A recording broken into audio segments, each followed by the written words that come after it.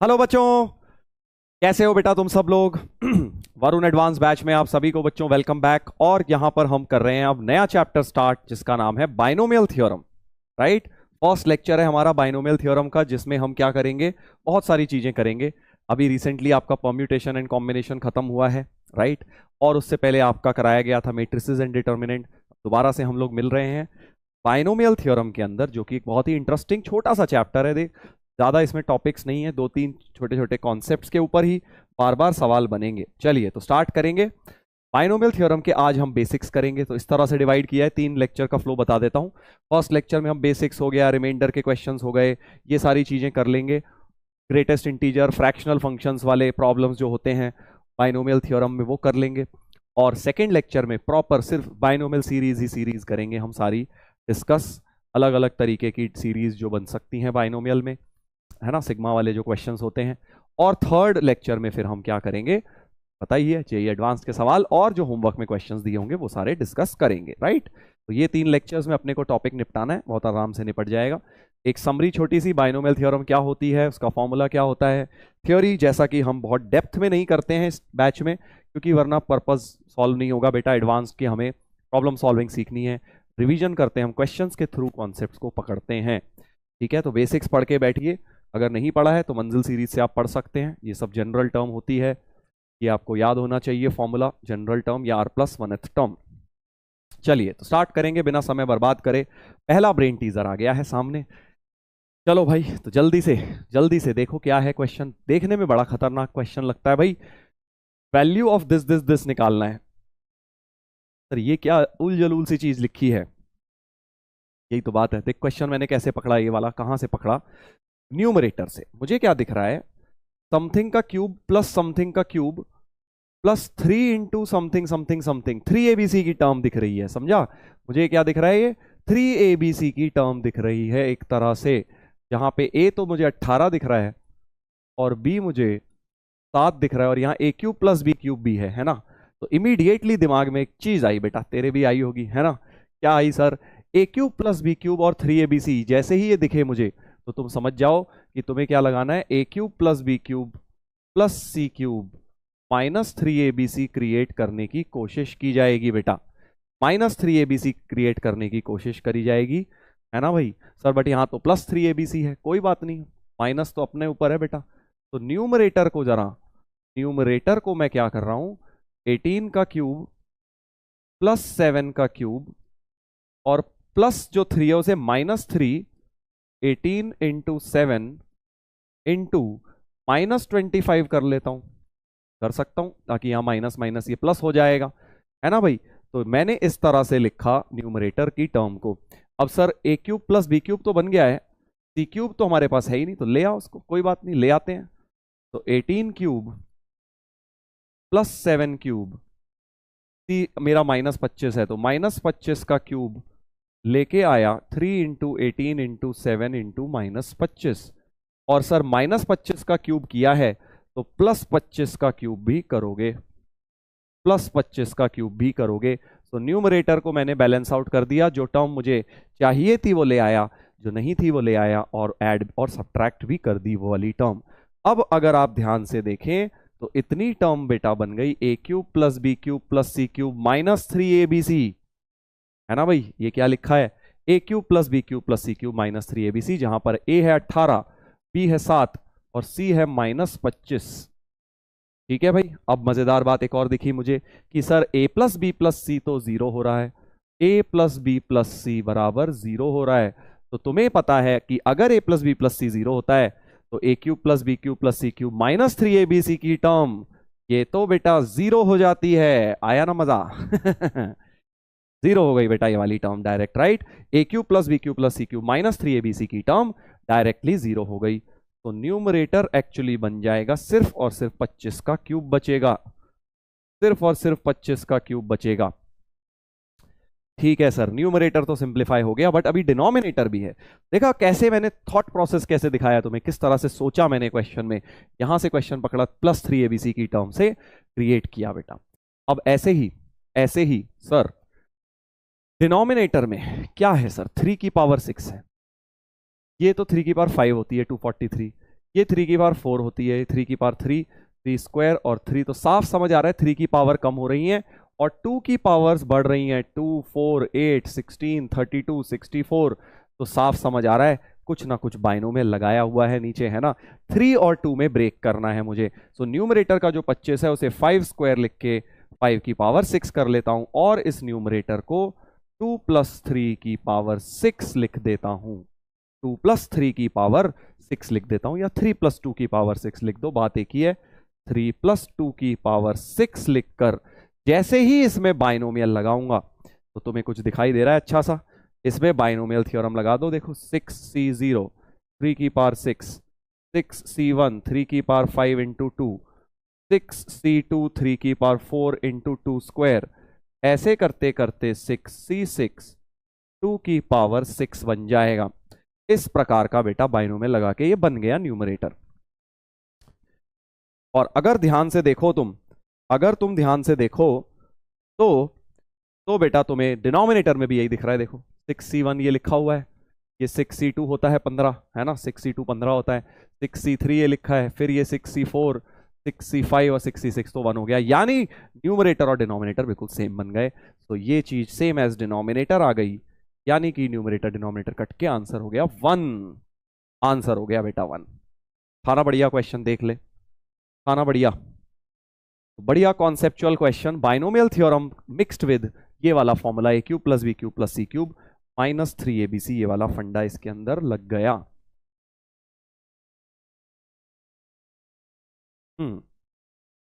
चलिए brain teaser number 2 पर आते हैं। ब्रेन टीजर नंबर 2 पर आते हैं, राइट। चलो आगे बढ़ते हैं। देखिए ये वाला क्या है इस क्वेश्चन में, 3rd 4th 5th 6th term in the expansion of this be ABCD। ठीक है, थर्ड टर्म क्या हो जाएगी, थर्ड टर्म हो जाएगी सर, देख 1 + x की पावर n में तुम्हें पता ही है 1 + x की पावर n होता है c0 + c1x + c2x², इस तरह से एक्सपेंशन चलता है cnx की पावर n।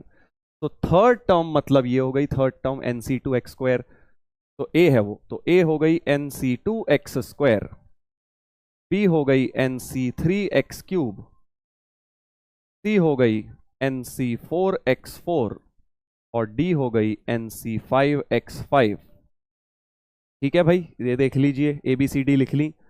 तो पूछा गया है b² - AC upon c² - BD की टर्म कुछ रेशियो क्रिएट करना है। ठीक है, तो देखो अब तुम्हें एक बात पता है कि डायरेक्टली ये टर्म्स का प्रोडक्ट और ऐसा क्रिएट करने से बेटर है इनका रेशियो क्रिएट करूं, क्योंकि दो कॉन्जिक्यूटिव टर्म्स का रेशियो बाइनोमियल में हम बहुत बार बनाते हैं, राइट।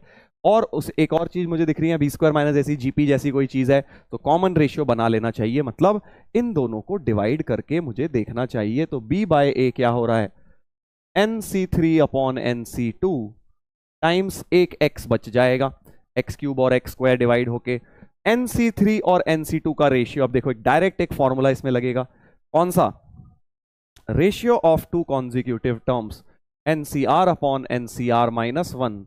इसका बेटा एक फॉर्मूला होता है, क्या फॉर्मूला होता है सर, याद करो, n-r+1/r होता है, राइट। ये एक फॉर्मूला होता है जो आपको बिल्कुल अच्छी तरह याद रखना है, बहुत काम आता है। ठीक है सर, तो अब n तो n ही है, बेसिकली r की जगह 3 हो गया यहां पे, ताकि nc3 और nc2 का रेशियो हो गया। सो n-r+1/r टाइम्स x। देख लो r की जगह मैंने 3 डाल दिया इस फॉर्मूले के अंदर, राइट। तो ये क्या बन गया सर, ये बन गया n-2 इंटू x/3, b/a का रेशियो ये बन गया। ऐसे ही देखो d/c भी निकाल लेते हैं, d/c भी रेशियो निकाल लेते हैं, जरूरत पड़ी तो b/c भी निकाल लेंगे, कोई दिक्कत नहीं है। तो d/c हो जाएगा nc5/nc4। c/b भी निकाल ही लेते हैं, चलो चलो पहले ये लिख लेते हैं, d/c का रेशियो हो गया इंटू x भी आ जाएगा, और अब nc5/nc4 फिर से n-5+1/5 इंटू x, यानी n-4 इंटू x/5 हो गया, राइट। सिमिलरली बीच वाला भी जो बचा है वो भी लिख लो, c/b C is to B हो जाएगा NC4 अपॉन NC3, अब डायरेक्टली लिख सकते हो इंटू एक्स, यानी n-4 + 1, तो n-3 into X by 4, right. ऐसा कुछ हो गया। देखो ये रेशियोज मैंने एक तरह से बना लिए हैं।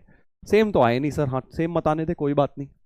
चलो अब देखते हैं, b² minus AC upon C² - BD बनाना है। तो अब इस टर्म को जरा देखा जाए, रेशियो बन गए। अब यहां पर आते हैं हम, b² minus AC upon C² - BD। अच्छा ठीक है भाई, तो एक काम करते हैं बेटा, कि इसको ना AB से डिवाइड करते हैं ऊपर, b² minus AC upon AB करते हैं, इंटू AB करते हैं। सर ऐसा क्यों करा आपने? देख जैसे इसको AB से डिवाइड करूंगा, मुझे दिख रहा है एक B कटेगा, B/A रेशियो आएगा, C/B आएगा, B/A C/B, ये मेरे पास ऑलरेडी है, तो AB से डिवाइड करके इसको मुझे फायदा नजर आ रहा है। ऐसे ही C² - BD को BC से डिवाइड करके मुझे फायदा नजर आ रहा है। देखो BC से डिवाइड अगर करूंगा, C/B बनेगा, हाँ वो भी है, और D/C बनेगा, वो भी है, तो BC से मल्टीप्लाई भी करना पड़ेगा। समझे मैंने क्या किया? न्यूमरेटर को AB से मल्टीप्लाई एंड डिवाइड, डिनोमिनेटर को BC से मल्टीप्लाई एंड डिवाइड। ठीक है, ये अलग अलग करो इसमें से। अच्छा एक ये B और B तो काट ही दो, A और C यहाँ पे चाहिए भी था, वेरी गुड, ये तो बन ही गया। तो हमारे पास आ गया B/A minus C/B into A upon C/B minus D/C into C, ऐसा कुछ आ गया। ठीक है भाई, A/C ये चीज बनी गई है हमारे पास, A/C। तो अब मुझे बस M/N मतलब ये वाली चीज एक तरह से सिंप्लीफाई करनी है बेटा। इसकी बस वैल्यू डाल देता हूं, तो क्या हो जाएगा? देखो B/A, अगले पेज पे कर देता हूं, B/A माइनस C/B, चलो यहां लिख देते हैं पहले। B/A कितना था? n-2 into X by 3,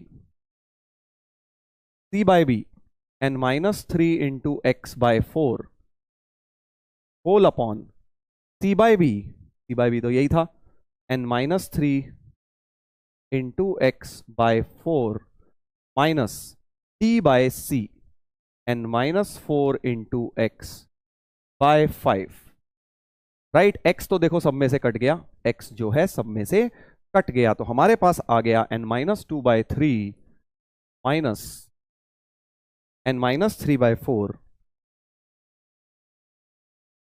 whole upon n-3/4 minus n-4/5। बस अब इसको सिंप्लीफाई करना है भाई। ऊपर आ गया LCM 12, तो 4 into n-2 minus 3 into n-3 upon 12, 5 into n-3 minus 4 into n-4, और ये 5 और 4 का LCM 20 ऊपर आ गया। ठीक है भाई, थोड़ा सिंप्लीफाई कर लेता हूं, तो 4n-3n, n-8 + 9, n+1 into 20 upon 12, 5n-4n, n -15 + 16, फिर से +1, n+1 n+1 कट गया, 4 भी कट गया, 5/3 आ गया रेशियो। 5/3 आ रहा है यार रेशियो, देखें आंसर देखें, यानी कि अच्छा सर A और C कहाँ गया? वो तो है ही, A और C तो है ही यहाँ पे, तो बेसिकली A और C तो थे ही। m/n तुम्हारा m जो है 5, n जो है 3 आ गया यहाँ पे, AC तो लिख ही लो लास्ट में। ठीक है भाई, m5n3 पूछा क्या है? m+n 8 होना चाहिए, वही मजा आ गया, 8 आ गया बेटा आंसर। ऐसे करना है, देख रेशियो ऑफ कॉन्जिक्यूटिव टर्म। देखो बाइनोमियल में कोई बहुत ज्यादा तुम्हें टफ कॉन्सेप्ट नहीं मिलेगा, कॉन्सेप्ट तो वही है, एक ही बाइनोमियल थ्योरम, एक ही जनरल टर्म, उसी को घुमा फिरा के बस अब हमें लगाना है अलग अलग तरीकों से। ट्रिक्स बता दिए मैंने कि भाई कॉन्जिक्यूटिव टर्म्स का जब रेशियो आए तो उसे ऐसे क्रिएट करना होता है। ये वाला इंपॉर्टेंट कॉन्सेप्ट मैंने यहां पर लगाया है, जो तुम्हें आई एम श्योर आता होगा, मेंस में भी ऐसे क्वेश्चन बहुत आते हैं। चलो भाई साहब, अगला क्वेश्चन देखने में बहुत जबरदस्त, काफी खतरनाक। For what x is the fourth term in the expansion of this is 84/5। ठीक है सर, फोर्थ टर्म के बारे में थोड़ी इंफॉर्मेशन दी है, if it is known that, अब थोड़ा आगे बढ़ने को भी कह रहे हैं, मतलब एक्स तो सॉल्व करना ही है, यहां एक्स फंसा हुआ है, हाँ, और दूसरा एक एम भी फंसा हुआ है, तो दो अननोन है बेसिकली, दो इक्वेशन चाहिए, एक तो इक्वेशन फोर्थ टर्म से मिलेगी। आगे पढ़ते हैं। If it is known that 14/9 of binomial coefficient of third term, तो देखो तीसरी टर्म का सिर्फ बाइनोमियल कोफिशिएंट कह रहे हैं, देख एक होता है थर्ड टर्म, तो वो पूरी लेनी होती है, पूरी term with the powers of X and Y, but अगर सिर्फ कोफिशिएंट बोल रहे हैं तो हम बस एनसीआर लेंगे यहाँ पे। तो 14/9 binomial coefficient of third term, third term क्या होती है, NC2 होती है, तो 14/9 NC2, binomial coefficient of fourth term मतलब NC3, and binomial coefficient of fifth term मतलब NC4 in the expansion constitute a GP, मतलब ये तीनों क्या बना रहे हैं, जीपी बना रहे हैं। कौन कौन, 14/9 of binomial coefficient of third term, comma, मतलब 14/9 पहली वाली से मल्टीप्लाई होगा, comma, binomial coefficient of fourth term मतलब NC3 and the binomial coefficient of fifth term मतलब NC4, ये सब मिला के जीपी बना रहे हैं। यहां से बेटा एम सॉल्व होगा, राइट, एम या एन जो भी है वही, एम था ना या पावर, एम कर लो, चलो एम कर लिया। तो अब इन तीनों, इस तीनों को जीपी में रखने का मतलब है कि सर आप जीपी मतलब कॉमन रेशियो रखोगे, बिल्कुल वही रखूंगा, B² = AC कर ले, या सीधे सीधे MC3 अपॉन 14/9 MC2, ये बराबर होना चाहिए MC4 अपॉन MC3। फिर से बेटा वही चीज यूज होगी, ratio of two consecutive terms, यहां पे इसका रेशियो डायरेक्टली मैं लिख सकता हूं 9/14 M-R+1, R की जगह 3 है, अपॉन R, इधर है M-4+1 अपॉन 4, तो 9/14 M-2/3 इज M-3/4। इस इक्वेशन को सॉल्व कर लीजिए और हमारे पास M सॉल्व होके आ जाना चाहिए। यहां से देखते हैं, एक 3 तो कट गया, इसमें से एक 2 कट गया, तो 3/7 M-2 इज M-3/2, तो 6M-12 इज 7M-21, तो M बराबर 21-12, तो M बराबर 9 आ गया भाई, मजा ही आ गया, M तो बढ़िया सा इंटीजर सॉल्व हो गया। ठीक है, जीपी की जो कंडीशन दी थी वहां से मैंने M की वैल्यू 9 निकाल ली। आगे बढ़ते हैं, आगे बढ़ते हैं, क्या लिखा था, हाँ फोर्थ टर्म, तो M आ गया है। अब बिल्कुल ऐसा क्वेश्चन बहुत सिमिलर मेंस में आया था, अगर तुम्हें याद हो, एक आध साल पहले, बट क्या है कि बाइनोमियल में बेटा बहुत ज्यादा डिफरेंस नहीं है। एडवांस का क्वेश्चन भी तुम्हें दिखाऊंगा 2023 का 22 का, बिल्कुल वही क्वेश्चन जो मेंस में पूछे जाते हैं, बट फिर भी थोड़ा घुमा फिरा के लॉग वॉग घुसा दिया है यहाँ पे। अब क्या करें सर, अब वही करोगे, फोर्थ टर्म लिखोगे भाई, फोर्थ टर्म का मतलब होता है R को 3 डालोगे तो MC3 x की पावर M-3 y की पावर 3, यही तो होता है भाई। M की जगह तो 9 यूज करना है, 9C3 x मतलब बेसिकली ये हो गया, x मैंने ये लिया और y मैंने ये लिया। अच्छा, तो x की पावर क्या आएगी, 9 - 3 मतलब 6, और y की पावर 3 आएगी।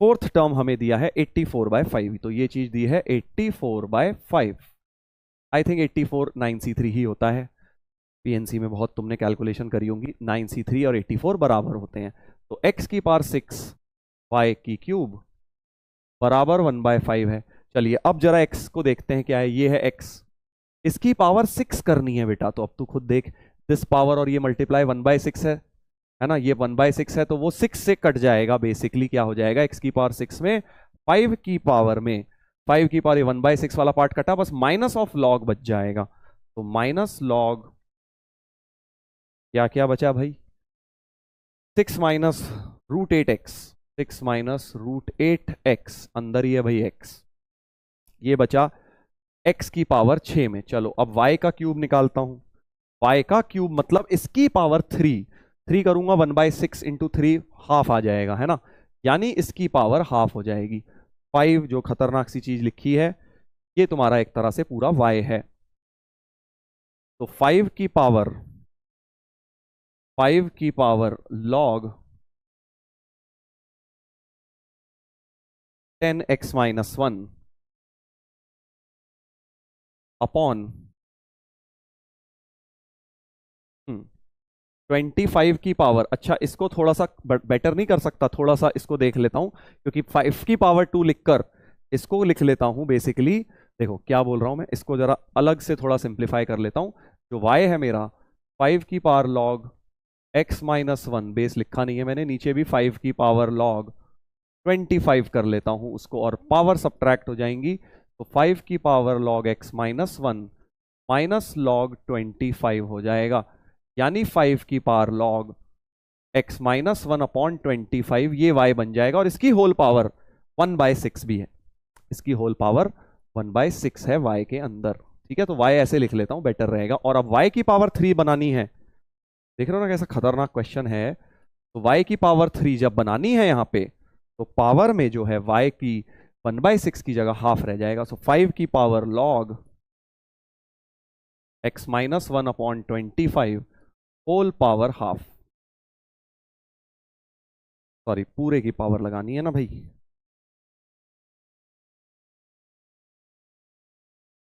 थोड़ा सा कैलकुलेशन ज्यादा है इस क्वेश्चन में, ऐसा कुछ हो जाएगा बेटा, ऐसा कुछ हो जाएगा। ठीक है सर, ठीक है भाई। तो अब ये तो हाफ मल्टीप्लाई हो जाएगा, देख पावर दिस की पावर हाफ है, तो हाफ पावर तो मल्टीप्लाई हो जाती है। तो इस हाफ को उठा के यहां लिख लेता हूं। अब मेरे माइंड में आया इमीडिएटली इस हाफ को बेटा रूट में भी ले जा, क्योंकि ये बराबर है 1/5 के। तो मैं क्या बोल रहा हूं बेटा, 5 की power minus log 10 6 minus root 8x into, ये पावर हाफ में इधर ले जाऊंगा तो 5 की पावर √x-1 अपॉन √25, मतलब 5 ही रह जाएगी, है ना। और ये 1/5 मतलब 5 की पावर -1 हो गई, समझ गए ना। अब बेसिकली कुछ नहीं करना, 5 की पावर दिस इंटू 5 की पावर दिस में ये पावर ऐड हो गई, ये पावर ऐड हो गई। तो log √x-1 upon 5 minus log 6 minus √8x बराबर -1। सीधे पावर मैंने इक्वेट कर दी बेटा, पावर इक्वेट कर दी, क्योंकि दिस माइनस दिस 5 की पावर बचेगी, उधर -1 है, so this minus this equal to -1। बस आई थिंक अब तो पूरी इक्वेशन को माइनस से मल्टीप्लाई कर दो, log 6 minus √8x minus log √x-1/5 equal to 1। log a minus log b की प्रॉपर्टी लगा दो, log a/b कर दो। तो log ऑफ, बहुत ही खतरनाक क्वेश्चन है भाई साहब, बट अच्छा लग रहा है, एक बार पॉज करके पूरा करो भाई जिनका यहां तक हो गया है।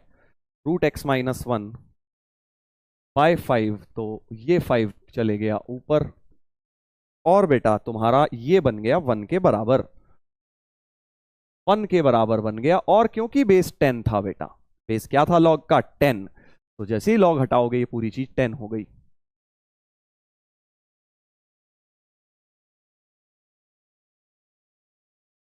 पांच तो कट गया, और इनफैक्ट 2 भी कॉमन आ जाएगा, √8 को 2 लिख लो, तो ये हो जाएगा 3 माइनस √2x अपॉन √x-1, पूरा 10 का 10 कट गया, तो 3 minus √2x is √x-1, SBS कर देता हूं।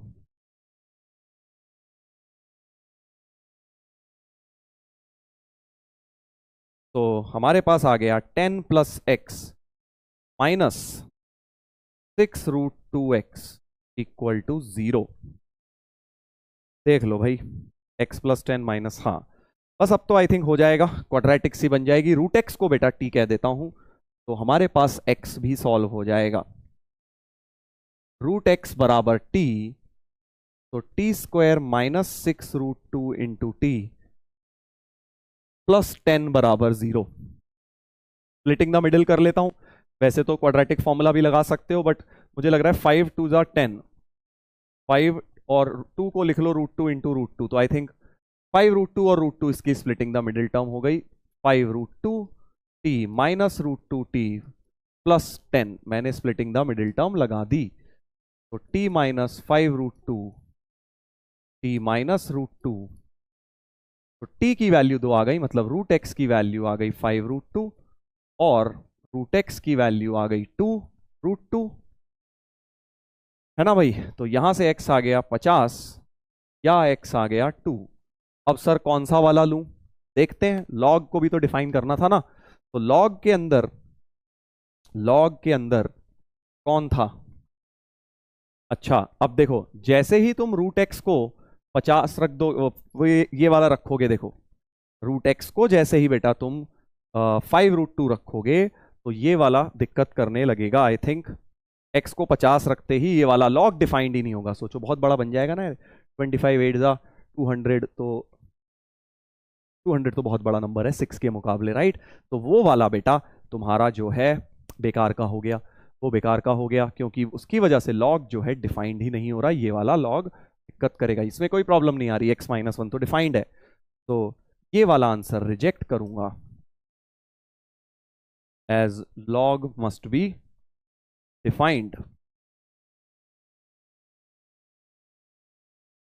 तो x की वैल्यू 2 हमारा आंसर होना चाहिए।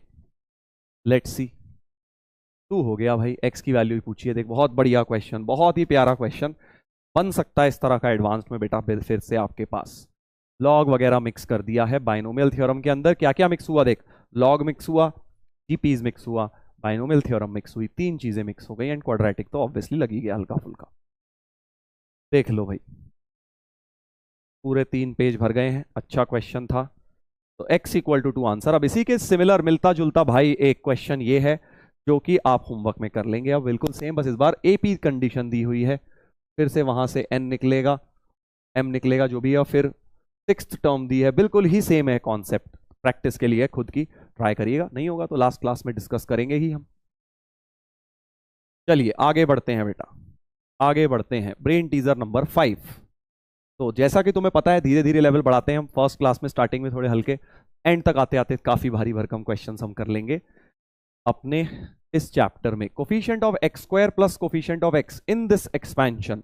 अब दो दो का प्रोडक्ट जब आ गया है तो तुम्हें पता है कि भाई वही खेल करना पड़ेगा। 1 + x⁴n का हो गया mc0 plus mc1x plus mc2x² and so on चलता जाएगा, राइट। आगे की क्यों नहीं लिख रहा हूं, क्योंकि मुझे x और x² के आगे जाना ही नहीं है। ऐसे इसमें लिख लो nc0 minus nc1x plus nc2x², alternate plus minus, आगे लिखने की जरूरत नहीं है। तो अब सोचो कोफिशिएंट ऑफ x² कैसे मिलेगा। एक जब ये x² इस 1 से मल्टीप्लाई होगा, एक जब ये 1 इस x² से मल्टीप्लाई होगा, और एक जब ये x और x वाली टर्म्स मल्टीप्लाई होंगी। तो जल्दी से देख लो कोफिशिएंट ऑफ x² क्या आ रहा है, सिर्फ कोफिशिएंट चाहिए। तो coefficient of x² 1 into nc2, तो nc2 प्लस 1 इंटू mc2 और this into this were minus आएगा, सो माइनस mc1 nc1। ये आ गया कोफिशिएंट ऑफ x²। ठीक है भाई, ऐसे ही बिल्कुल कोफिशिएंट ऑफ x देखते हैं। कोफिशिएंट ऑफ x क्या हो जाएगा, x का कोफिशिएंट मिलेगा सर जब x की टर्म इसके साथ मल्टीप्लाई होगी, तो mc1 प्लस माइनस nc1, बस यही दोनों मिलेंगे, यही दोनों मिलेंगे, और तो कहीं से x मिलेगा नहीं। ठीक है, अब क्या बोल रहे हैं, इन दोनों का सम माइनस m के बराबर है। अच्छा, इसकी plus this is equal to minus m। ठीक है, इसकी वैल्यू तुम्हें लिख लो जरा इन सब की, nn-1/2 plus mm-1/2 minus mn, और इसकी हो गई m-n। तो इन दोनों का सम मिला के माइनस m कर देते हैं, एक इक्वेशन सी बन जाएगी। तो nn-1/2 mm-1/2 minus mn plus m-n equal to minus m। ठीक है भाई साहब, एलसीएम ले लीजिए जरा, n² minus n plus m² minus m minus 2mn plus 2m minus 2n बराबर माइनस m, और बाय 2 वाला भी 2 उधर चले जाएगा।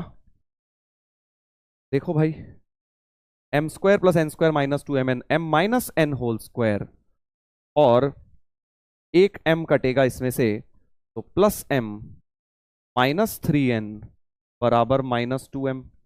2m भी इधर ले आइए, तो हमारे पास कोई बहुत ही प्यारी सी एक इक्वेशन बन गई है बेटा। क्या बन गई है सर, देख m minus N whole square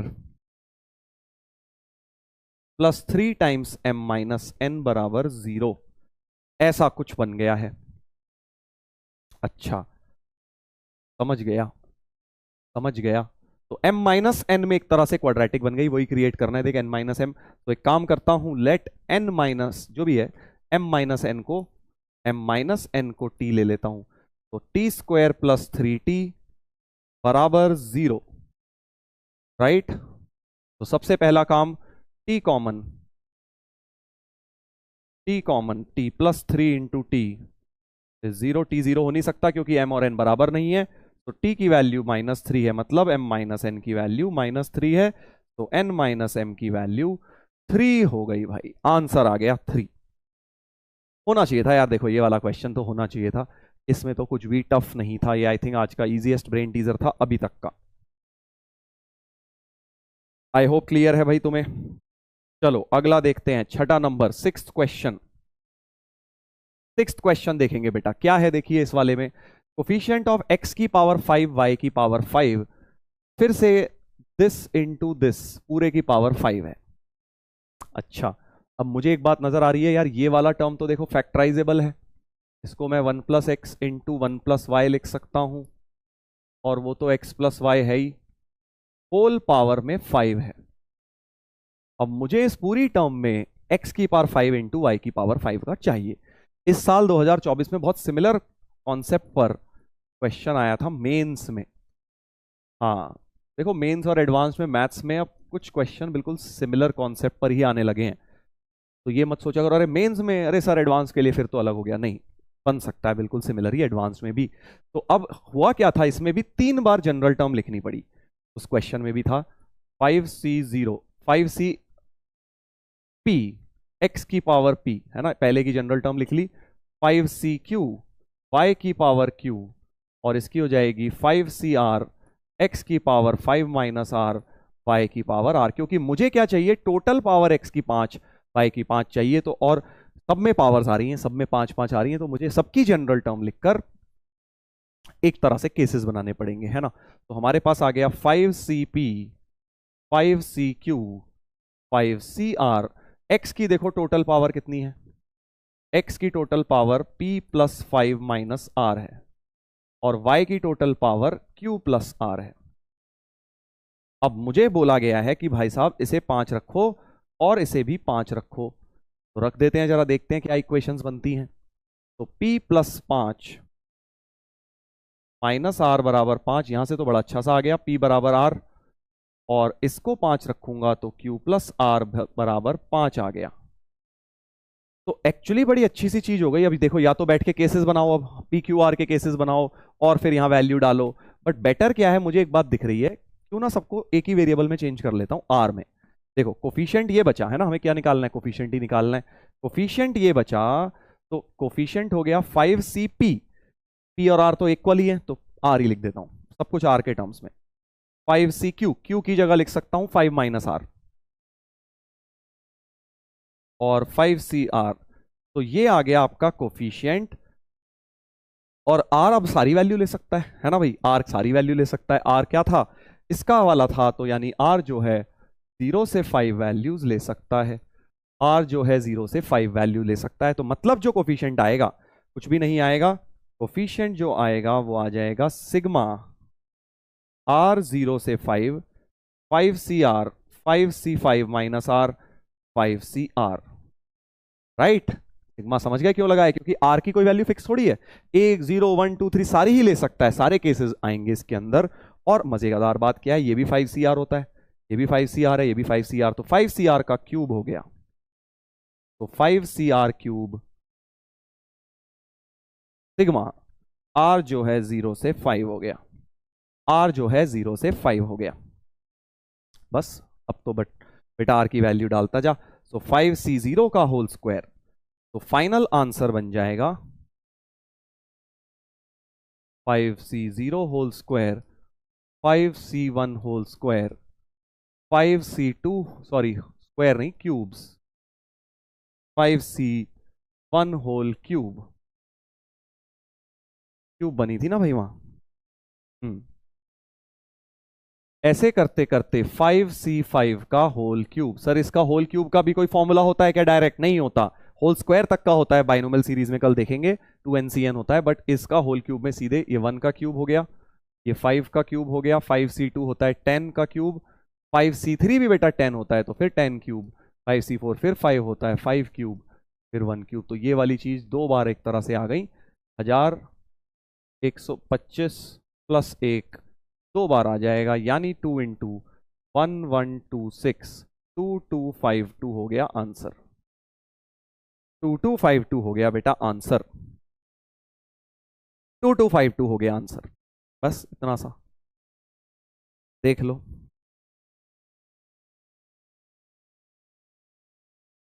बढ़िया क्वेश्चन था, क्यों? क्योंकि इसके अंदर तीनों में बाइनोमियल लगी और तीनों के कोफिशिएंट देखने पड़े, और मजेदार बात यह हुई कि लास्ट में जाके एक तरह से तीनों कोफिशिएंट्स ही सेम बन जाएंगे, वहां से 5cr का होल क्यूब बन जाएगा वो। चलिए अगले पर आते हैं बेटा, brain teaser number 7। Brain teaser number 7 को देखेंगे।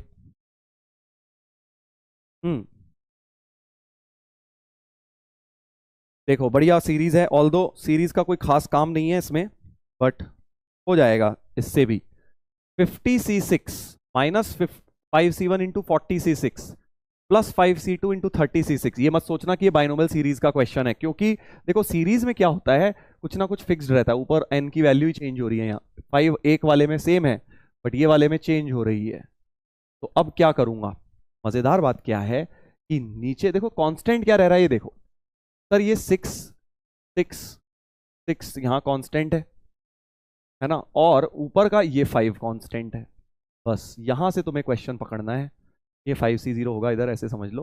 हाँ समझ रहा हूं सर, एक बात तो मुझे समझ आ गई, 5c0 5c1 5c2 5c3 तो बाइनोमियल कोफिशिएंट्स हैं, और नीचे x की पावर 6 का कोफिशिएंट निकालना होगा, है ना, क्योंकि हर बार c6 आ रहा है। तो क्या बोलना चाह रहा हूं, कोफिशिएंट ऑफ x की पावर 6 इन 1 प्लस एक्स की पावर 50 क्या होता है, सोचो सर, 50c6 होता है, यही वाली टर्म आ जाती है ना।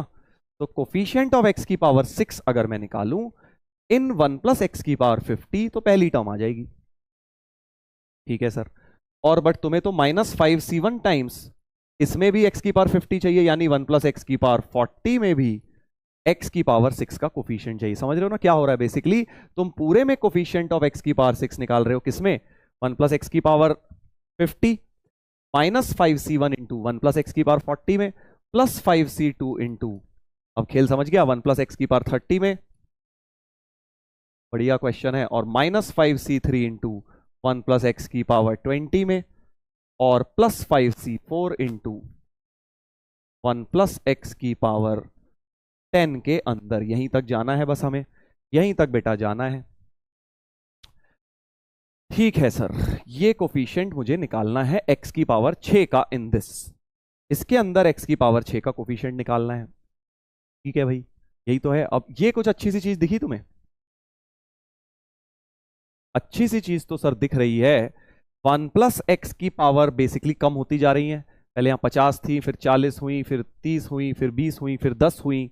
तो एक काम करता हूं, अगर तुम्हें अभी नहीं दिखा तो 1 प्लस एक्स की पावर जो 10 है उसको t ले लो ऐसे ही दिमाग में, तो ये क्या हो गया, t की पावर 5 माइनस 5c1 t की power 4 plus 5c2 t cube minus 5c3 t square plus 5c4 t,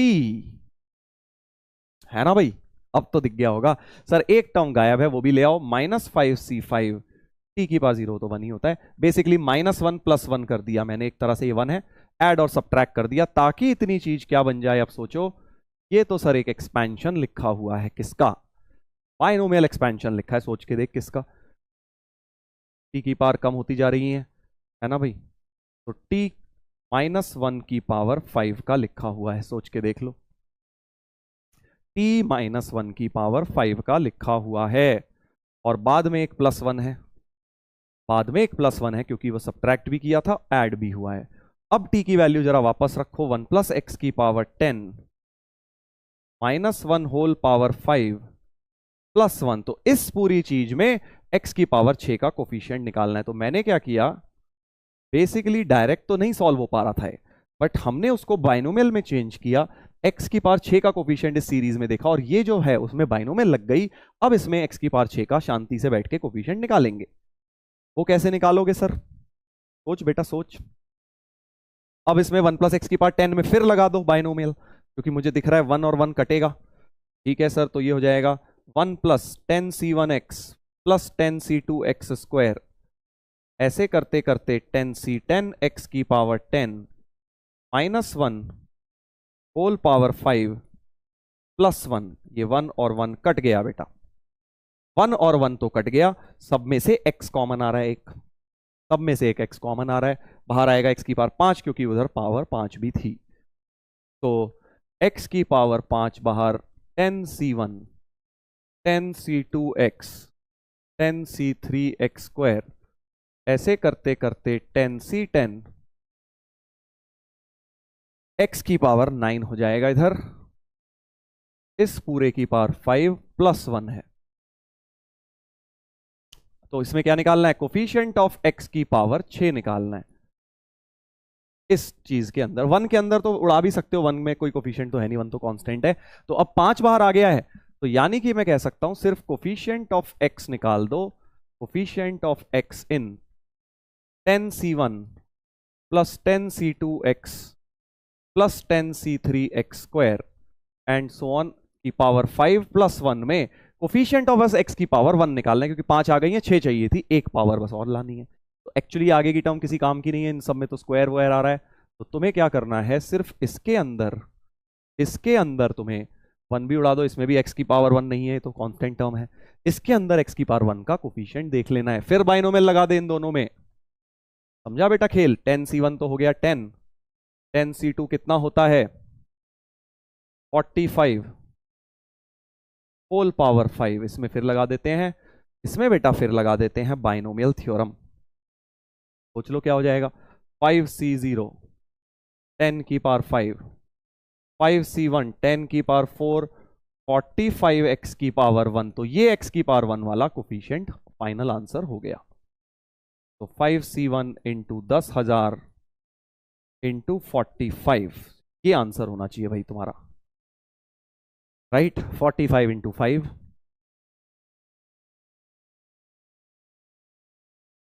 225। तो 225 1 2 3 4 2,22,50,000 22,50,000 होना चाहिए फाइनल आंसर।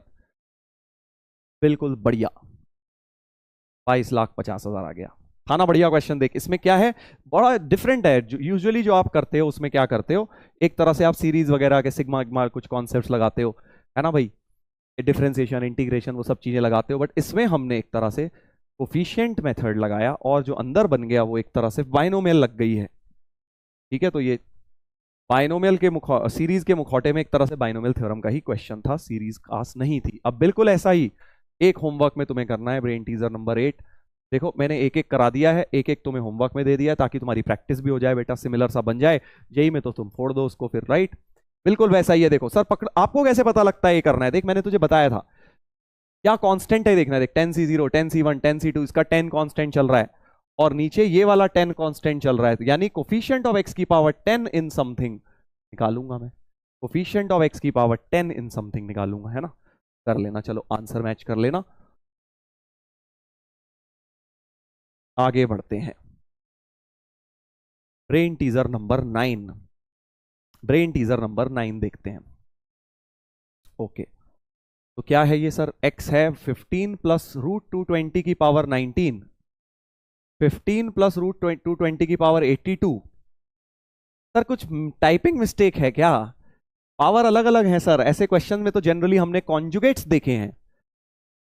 हाँ बेटा बात तो तेरी सही है, कॉन्जुगेट ही देखे हैं। यहाँ पे 50 a plus root B, a minus root B और पावर n सेम होती है, बट खेल ये कर दिया है, पावर ही डिफरेंट दे दी है बेटा। Then units digit of box x, बहुत ही जबरदस्त क्वेश्चन है ये, इसको करने में थोड़ा सा दिमाग लगा मेरा। क्यों? देख वही लॉजिक वही है कि अगर मैं ये ले रहा हूं तो मुझे इसका कॉन्जुगेट चाहिए,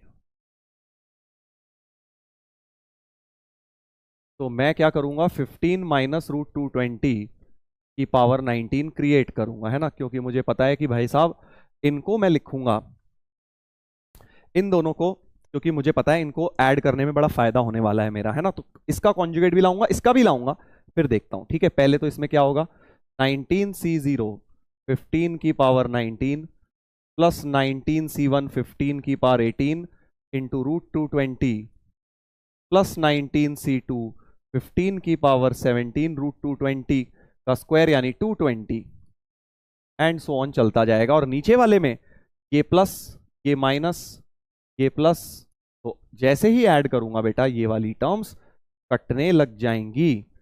तो डायरेक्टली तुम क्या लिख सकते हो कि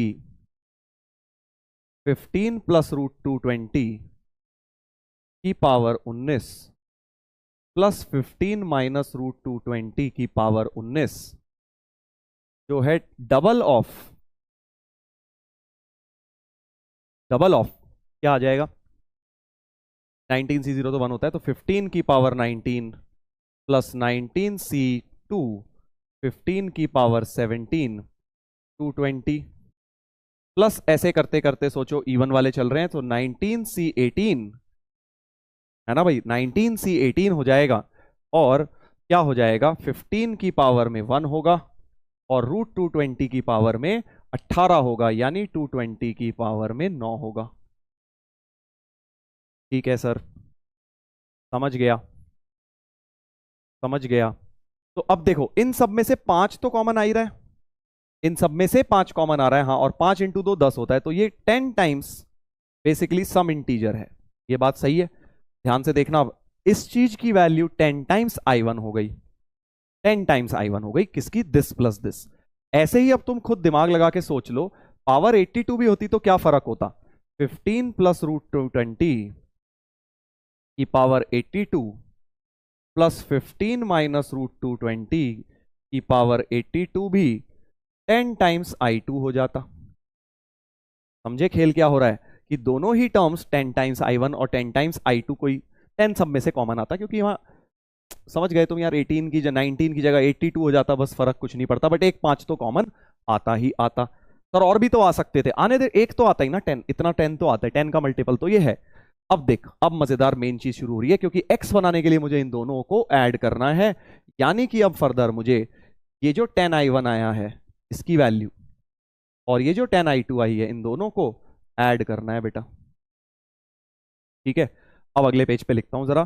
सो दिस प्लस दिस जैसे ही होगा तो ये तो अपना बन जाएगा x, तो x प्लस 15 माइनस √220 की पावर 19 प्लस 15 माइनस √220 की पावर 82 बराबर आ गया बेटा 10 टाइम्स I1 प्लस I2 को मैंने I लिख दिया, ऐसा कुछ 10 का मल्टीपल आएगा वो भी, है ना।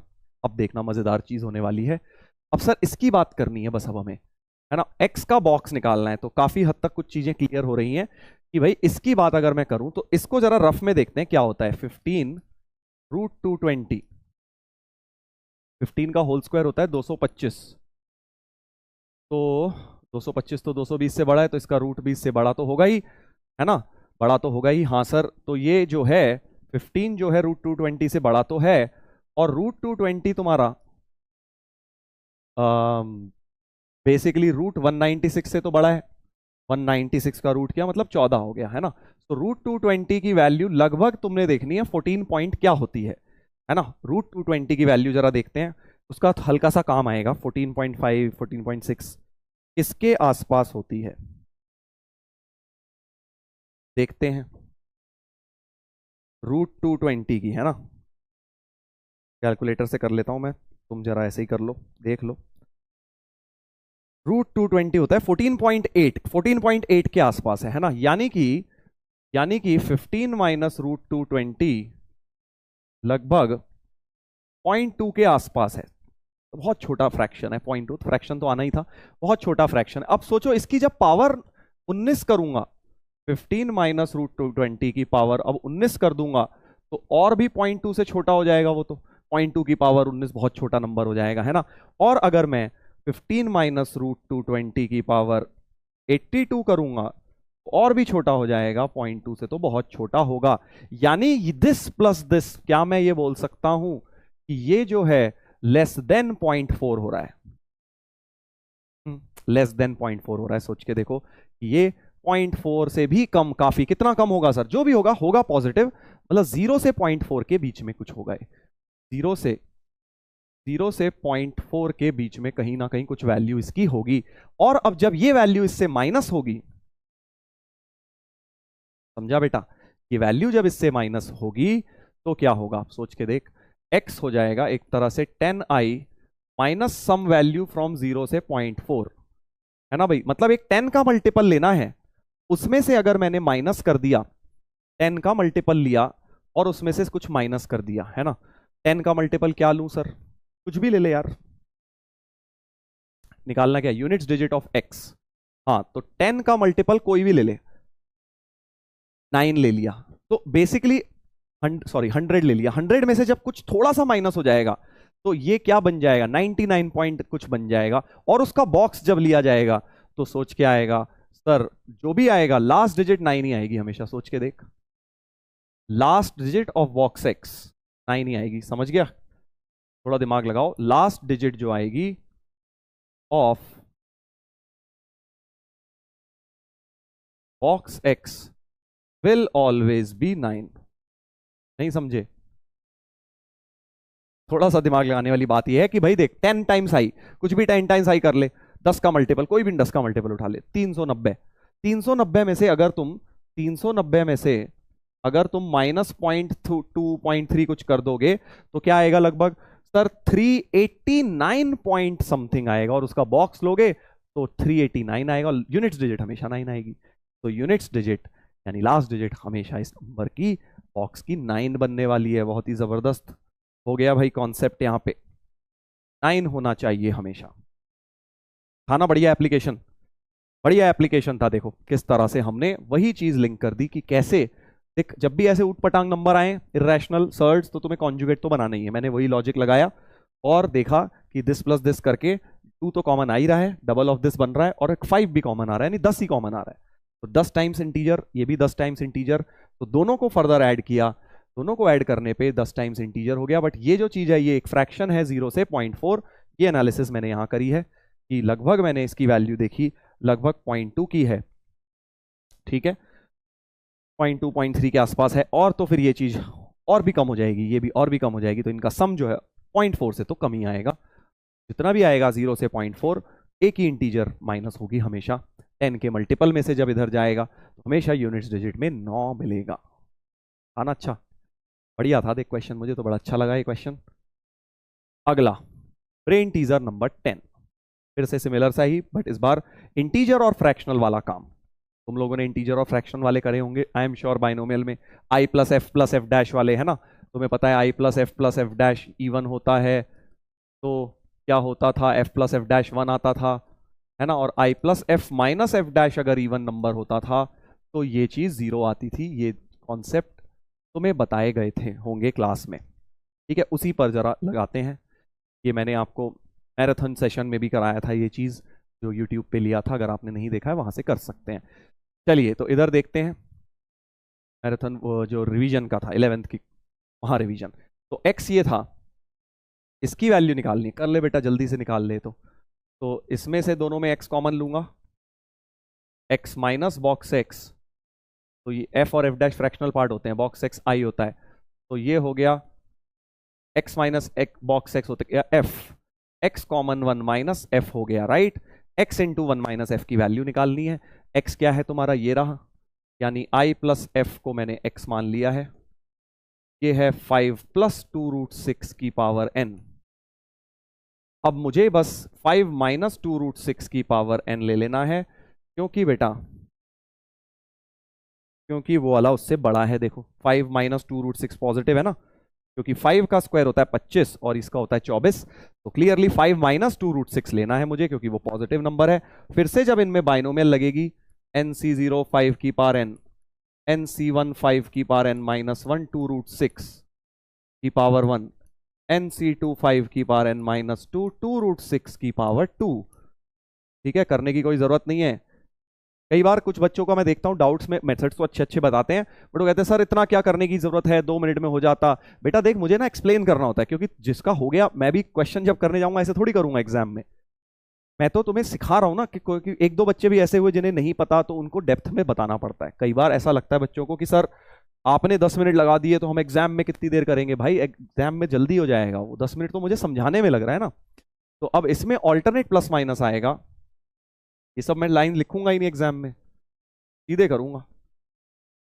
ठीक है, ये वाला टर्म कटता जाएगा, यानी कि अगर एफ डैश लिया है तो i plus F dash is twice of this, यानी इवन नंबर आ जाएगा, यानी एफ प्लस एफ डैश बेटा 1 आ जाएगा। ये जिनको थ्योरी समझ नहीं आई, मैं बता रहा हूं डिटेल में पढ़ना पड़ेगा थ्योरी, तभी ये चीज आपको सेंस बनाएगी, तभी ये चीज बेटा सेंस बनाएगी।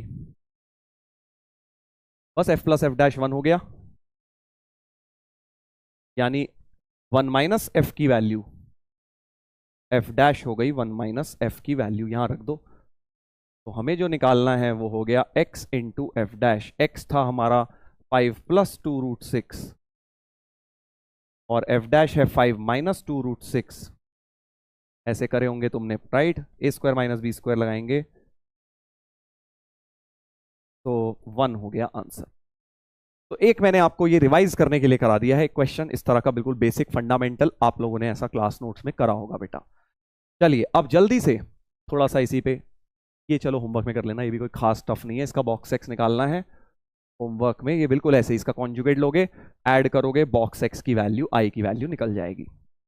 ठीक है भाई, कर लेना इसको होमवर्क में। थोड़ा सा टेढ़ा वाला करा देता हूं मैं तुम्हें, थोड़ा सा जो है इसमें ट्विस्टेड क्वेश्चन वो करा देता हूं क्लास के अंदर। देखिए, देखो भाई क्या है,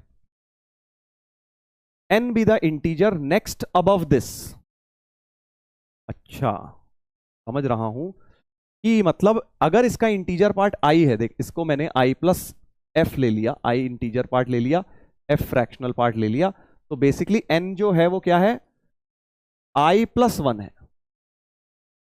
इंटीजर नेक्स्ट अबव दिस मतलब जो इंटीजर पार्ट में है उसमें 1 ऐड कर दो। अगर इसकी वैल्यू 2.1 आ रही है, एग्जांपल दे रहा हूं, 3.1 आ रही है जो भी, तो 3.1 plus 1, 3.1 be the integer next above this, तो 3.1 के बड़ी इंटीजर 4 है, तो यानी इंटीजर पार्ट प्लस 1 बेसिकली हमारा हो जाएगा। ठीक है, the greatest integer p such that 16 की पावर p डिवाइड्स n, तो बेसिकली i प्लस 1 देखना है, तो वही करना है, i प्लस एफ √3 प्लस 1 की पावर 2018 हो गई। फिर एफ डैश लूंगा √3 माइनस 1 की पावर 2018। बस इस बार बेटा थोड़ी मेहनत करनी पड़ेगी हमें, बाइनोमियल ढंग से लगानी पड़ेगी, ऐड तो करना ही है। ठीक है, देखिए, तो 2018C0 √3 की पावर 2018 प्लस 2018C1 √3 की पावर 2017 प्लस 2018C2 √3 की पावर 2016, ऐसे होता जाएगा ये चीज। और इस वाले में क्या होगा, फिर से सर ये आएगा, माइनस ये आएगा, प्लस ये आएगा, माइनस ये आएगा, तो ऑल्टरनेट प्लस माइनस कटती जाएंगी। ऐड करने पर alternate plus minus terms sir कटती जाएंगी। ठीक है, तो यानी i plus F dash double of √3 की पावर 2018 प्लस 2018C2 √3 की power 2016 and so on, last term आएगी 2018C 2018। क्या आएगा भाई? तो यहां पे देखो √3 की पावर तो खैर 0 आएगा ही, मैं वो नहीं सोच रहा था, मैं कुछ अगला स्टेप सोच रहा था एक्चुअली, क्योंकि ऑब्वियसली लास्ट पावर जाके तो 0 बन ही जाएगी कम होते होते। बट मैं क्या सोच रहा था कि मुझे देखो 16 की पावर p क्रिएट करनी है ना, 16 की पावर p मतलब बेसिकली 16 को 2 की पावर 4 की पावर p, मतलब मुझे बेसिकली ये देखना है कि इसमें 2 की पावर कितनी आ रही है, क्योंकि ये एक्चुअली देखो 1 ही बन चुका है, f प्लस एफ डैश तो 1 ही होता है हमेशा, हमें पता है, तो ये तो 1 हो ही गया है। तो i प्लस 1 की वैल्यू, एक्चुअली ये चीज जो है i प्लस 1 की वैल्यू ही बन रही है 2 इंटू समथिंग, और मुझे i plus 1 he basically n है मेरा। तो इसके अंदर मुझे एक तरह से 2 की पावर्स ढूंढनी है, कितनी है, 16 की पावर ढूंढनी है, मतलब 2 की पावर ढूंढनी है, राइट। तो मैं ये देख रहा था कि यार एक्चुअली 2 तो एक ही आ रहा है, अब √3 में मैं फंस गया। √3 की पावर्स में मैं फंस गया, तो 2 कैसे निकालूंगा अब मैं? तो मेरे माइंड में एक मेथड आया इसको देख के कि भाई क्यों ना हम क्या करते, अब ये देखो, ये गलती करने के बाद ही समझते कि यार ये नहीं करना था, क्योंकि नॉर्मली तो हम ऐसे ही जाते, बट अब मुझे दिखाई दिया कि यार 2 की पावर्स बनानी है, तो एक काम करता हूं, क्यों ना मैं √3 + 1, बेसिकली मुझे √3 नहीं क्रिएट करना था, कि पावर 2018 जो है, मुझे एक बात पता है कि √3 + 1 का होल स्क्वायर करके क्या आ जाता है, देखो सर, 4 प्लस क्या आ जाता है, 3 + 1, 4 + 2 √3 आ जाता है ना, यानी डबल ऑफ 2 + √3 आ जाता है। सिमिलरली √3 - 1 का होल स्क्वायर करके डबल ऑफ 2 - √3 आ जाता है। तो मेरे माइंड में यही चीज चल रही है यार, क्यों ना कि मैं √3 + 1 की पावर 2018 की जगह उसको ऐसे लिख लूं, √3 + 1 की पावर 2018 की जगह उसको लिख लिया √3 + 1 होल स्क्वायर की पावर 1009, और ये अब हो जाएगा 2 × 2 + √3 की पावर 1009, राइट। यानी इसको लिख लिया 2 की पावर 1009, 2 की पावर 1009 इंटू 2 + √3 की पावर 1009, राइट। तो 2 की पावर्स कुछ कॉमन आ गई, और फिर फर्दर मैं जब इसको बाइनोमियल लगाऊंगा, इसका कॉन्जुगेट लेके, तो √3 - 1 की पावर 2018 को लिखूंगा 2 की पावर 1009 बाहर, 2 - √3 की पावर 1009, समझ गए? तो basically instead of writing these two terms, मैं इनको क्या लिखूंगा, 2 की पावर 2009 ऐड करके, बेसिकली मैं इसमें बाइनोमियल लगाने की जगह एक तरह से ये मेरा I+F था, तो अब मैं I+F को लिख लूंगा 2 की पावर 1009 इंटू 2 + √3 की पावर 1009, और ये मेरा F' था, तो F' को मैं लिख लूंगा 2 की पावर 1009 इंटू 2 - √3 की पावर 1009, ताकि 2 की पावर्स बाहर आए, तो √3 और 1 की जगह मैं इसमें बाइनोमियल लगाऊंगा। तो अब सोचो क्या होगा, 2 की पावर 1009 बाहर, 2 की पावर 1009 प्लस 1009 C1, 2 की पावर 1008 इंटू √3 की पावर 1, एंड सो ऑन होता जाएगा बेटा, इस तरह से होता जाएगा, राइट। अब सिमिलरली दूसरे वाले में क्या होगा, 2 की पावर 1009 और बाहर 2 की पावर 1009 माइनस ये प्लस ये, ऑल्टरनेट प्लस माइनस में ये वाली टर्म कट जाएगी सर, ठीक है। ठीक है भाई, तो अब क्या बचेगा, देखो I+F + F' मेरा जो है, ये तो बनी होके एन ही बन जाएगा एक तरह से, तो 2 की पावर 1009 बाहर, एक डबल ऑफ दिस, ठीक है। फिर क्या बचेगा, 1009 C2,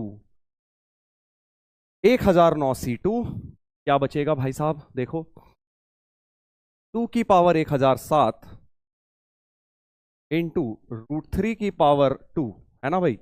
ऐसे ही 1009 C4, 2 की पावर 1005 √3 की power 4, and so on, last वाली सोचो अब क्या जाएगी, इवन वाली बचेगी सर, तो 1009 C 1008 इंटू इंटू क्या होगा, सोचो, सेकेंड लास्ट टर्म बचेगी ना एक तरह से, सेकेंड लास्ट टर्म बचेगी, तो उसमें आएगा 2 की पावर 1 √3 की पावर 1008। क्या ये बात सही है, क्या ये बात सही है? देखो, तो मैं क्या कर रहा हूं, 2 की पावर, अभी थोड़ा कंफ्यूज हो रहे होगे तुम, बट रुक जाओ, अभी सब क्लियर हो जाएगा। तो 2 की पावर देखो अभी तक कितनी हो गई, 2010 हो गई, 1010 हो गई है, और अब इन सब में से एक 2 कॉमन आ रहा है, देखो क्योंकि इसी के पास एक 2 है, इसके पास एक 2 है, तो एक 2 कॉमन आ गया, अंदर बचेगा 2 की पावर 1008, 1009 C2, 2 की पावर 1006, √3 का स्क्वायर हो गया 3, प्लस इस तरह से चलता जाएगा, और लास्ट टर्म जो बचेगी बेटा वो 1009 C 1008, 2 तो कॉमन आ गया, √3 की पावर 1008 मतलब 3 की पावर 504 बन गई, राइट। अब बड़ी मजेदार बात होगी, तो 2 की पावर तो देखो 1011 तो आ चुकी, अब सर हमें कैसे पता इसके अंदर नहीं है कोई पावर और, देख मैं बताता हूं कैसे पता, देख ये वाला नंबर तो इवन है, ये वाला तो इवन है, ये भी इवन है, क्योंकि 2 की पावर इन सबके पास है, 2 जैसे ही मल्टीप्लाई होगा ये इवन है।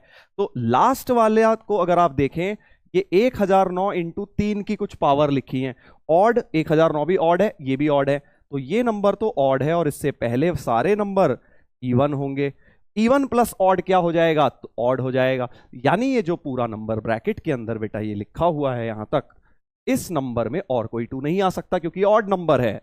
ठीक है भाई, तो यानी मैक्सिमम जो 2 की पावर 1011 आ रही है उसके साथ एक ऑड नंबर चिपका होगा, यानी आई प्लस एफ डैश, यानी आई प्लस 1 में, ये तो आई प्लस 1 है ना, आई प्लस 1 तो यानी कि जो n है, आई प्लस 1 ही n था हमारा, तो n में 2 की power 1011 into some odd number बन रहा है, यानी 2 की पावर 1011 बन रही है, 2 की पावर 1011 बन रही है भाई। ठीक है, तो अभी भी क्वेश्चन खत्म नहीं हुआ, अभी हमें देखना है पी क्या आएगा। तो 1011 फर्दर 2 की पावर 1011 आ रही है। अब हमें देखनी है इसमें 16 की पावर कितनी आ रही है, मतलब 2 की पावर 4 के मल्टीपल। तो इसको लिख लो 1008 इंटू 2 क्यूब, ऐसे लिख लिया, क्योंकि इसमें 4 है, तो इसको लिख लो 2 की पावर 4 से डिवाइड कर लो, 251। सो 16 की पावर 251 इंटू 8 जैसा बन रहा है, मतलब 16 की पावर 251 है इसके अंदर, 252। एक सेकेंड, कहीं गलती कुछ करी है क्या?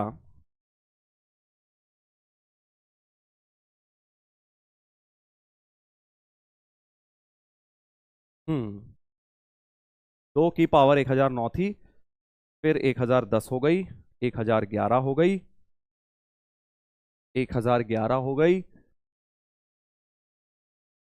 अच्छा, अरे यार मल्टीप्लिकेशन ही गलत, डिवीजन गलत किया क्या मैंने? 1008 को 4 से डिवाइड करता हूं तो क्या लिख दिया यार मैं, 252 ही तो होता है, जल्दबाजी के काम 252 ही होता है भाई। एक्साइटमेंट इसे कहते हैं, एक्साइटमेंट की बेटा आंसर आते आते भी गड़बड़ कर देना। तो 16 की पावर 252 है, यानी कि हमारे पास 16 की मैक्सिमम पावर 252। भाई बहुत बढ़िया क्वेश्चन लगता है मुझे, क्योंकि इसमें बहुत सारे कॉन्सेप्ट्स लग गए। एक तो ये कि भाई आई प्लस एफ डैश वाला फंडा लग गया। दूसरी चीज इसमें ये लग गई कि भाई कई बार हमें डायरेक्ट बाइनोमियल लगाने की जगह देख इसके होल स्क्वायर को करके बाइनोमियल लगाई, ताकि 2 की पावर्स अलग हो। तो ये बहुत ही रेयरली यूज्ड कॉन्सेप्ट है जो इस क्वेश्चन में लगा, कि मैंने √3 और 1 में पहले लगाई, फिर मुझे लगा यार इसका तो कोई फायदा ही नहीं हुआ, ये तो मेरे को करने का एक तरह से कोई भी फायदा नहीं हुआ। फिर मैंने देखा कि भाई क्यों ना √3 + 1 के होल स्क्वायर को ऐसे लिख लिया जाए, 2 × 2 + √3। उससे क्या होगा, 2 की पावर भी बाहर आएंगी और अंदर भी कुछ 2 की पावर बनेंगी, क्योंकि हमें 16 की पावर बनानी है, यानी 2 की पावर बनानी है। बढ़िया था ना ब्रेन टीजर, ये वाला बहुत बढ़िया क्वेश्चन, ब्रेन टीजर नंबर 12। चलो भाई, ब्रेन टीजर नंबर 13 तो थोड़े खतरनाक हैं ये लास्ट वाले कुछ जो भी हैं, अभी अगले 2-3। 12 नंबर भी अच्छा था, 13 नंबर भी देखिए बहुत ही बढ़िया क्वेश्चन है ये। सीरीज एस दी हुई है 2024 C1 -1 + 2 × 2024 C2 +1 + 1/2 + 1/3। तो एक बात तो दिख गई कि ऑल्टरनेट प्लस माइनस चल रहा है और 2024 के साथ खिलवाड़ किया गया है, बट चलो हम n लेके करते हैं, बाद में 2024 तो डाल ही देंगे। तो सीरीज एस बेसिकली अगर देखा जाए तो 2024 C1, चलो NC1 लिख लेता हूं उसे, NC1 -1 + 1/2 इंटू, अच्छा अगली में 1 + 1/2 + 1/3 हो रही है। ठीक है, तो एक काम करते हैं, सिग्मा नोटेशन में लिख लेते हैं इसे। सिग्मा नोटेशन में इस सीरीज को जरा लिख लिया जाए, कैसे? NCR -1 की पावर, है ना भाई, -1 की पावर R, -1 की पावर R, NCR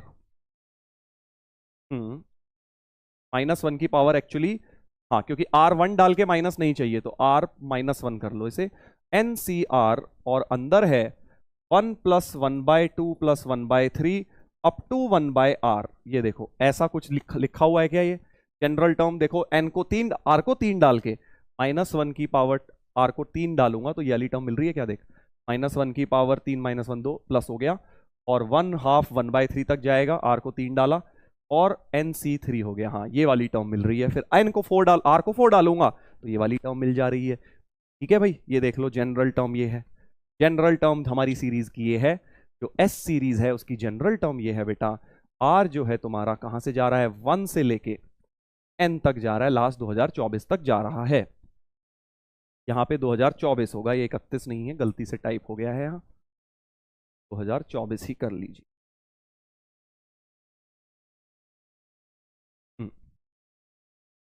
ठीक है भाई, समझ गए ना। देखो जनरल टर्म R1 से N तक जाएगा, ये लिखिए। अब सर इस सिग्मा को कैसे सॉल्व करूं, कोई बाइनोमियल लगेगी। अब देख, बड़ा प्यारा इसमें कॉन्सेप्ट बता रहा हूं एक तुझे। ये जो 1 + 1/2 + 1/3 अप टू 1/r है, इसमें थोड़ा सा इंटीग्रेशन की मदद लेता हूं। देखो सर, इंटीग्रेशन यही तो बेटा खेल है।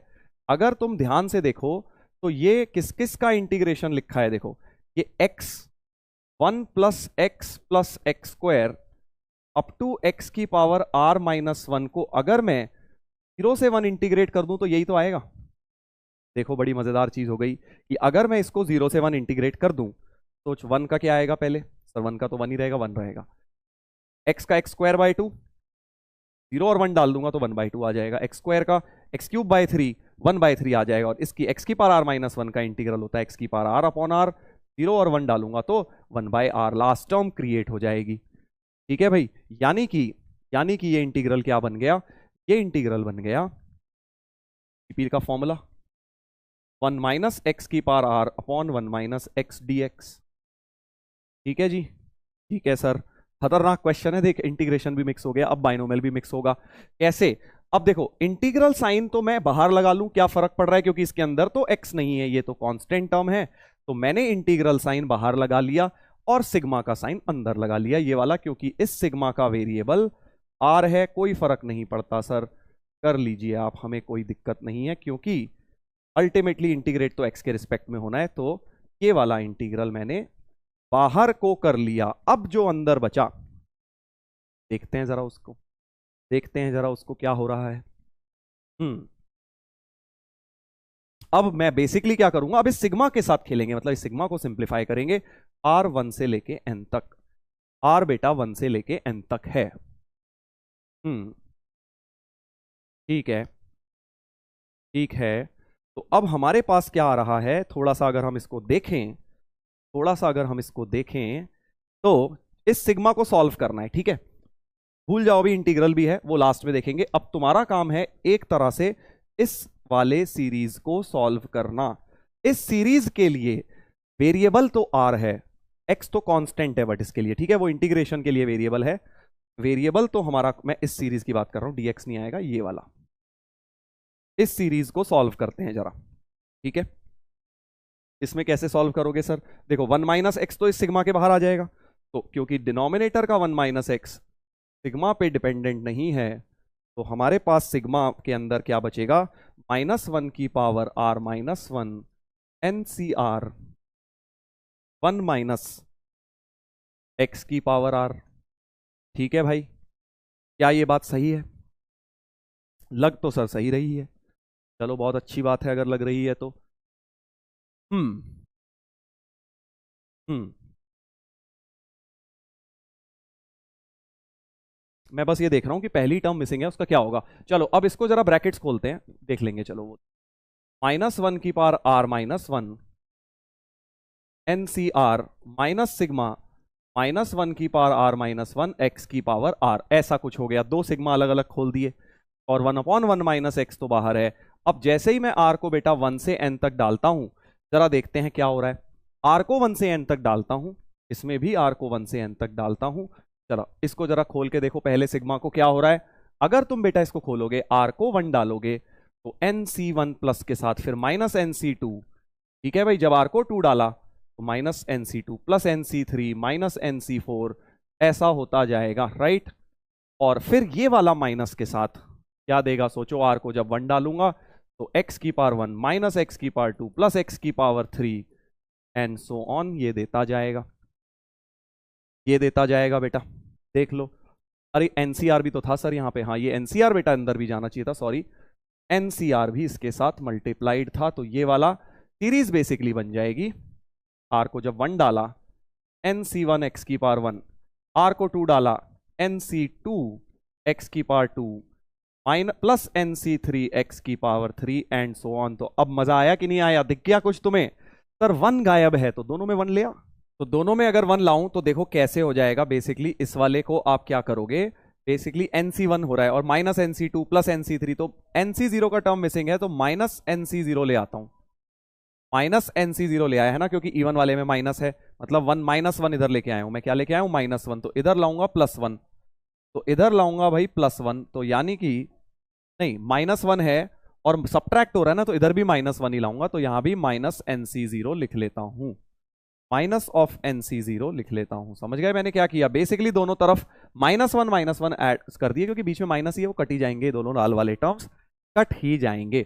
-1 क्यों लाया हूं? 1 नहीं लाया, -1 लाया हूं, क्योंकि अब बेटा ये इवन वाले देख माइनस में चल रहे थे ना, इसमें भी इवन वाले माइनस में, तो मैंने वो पैटर्न सेम रखते हुए कर दिया।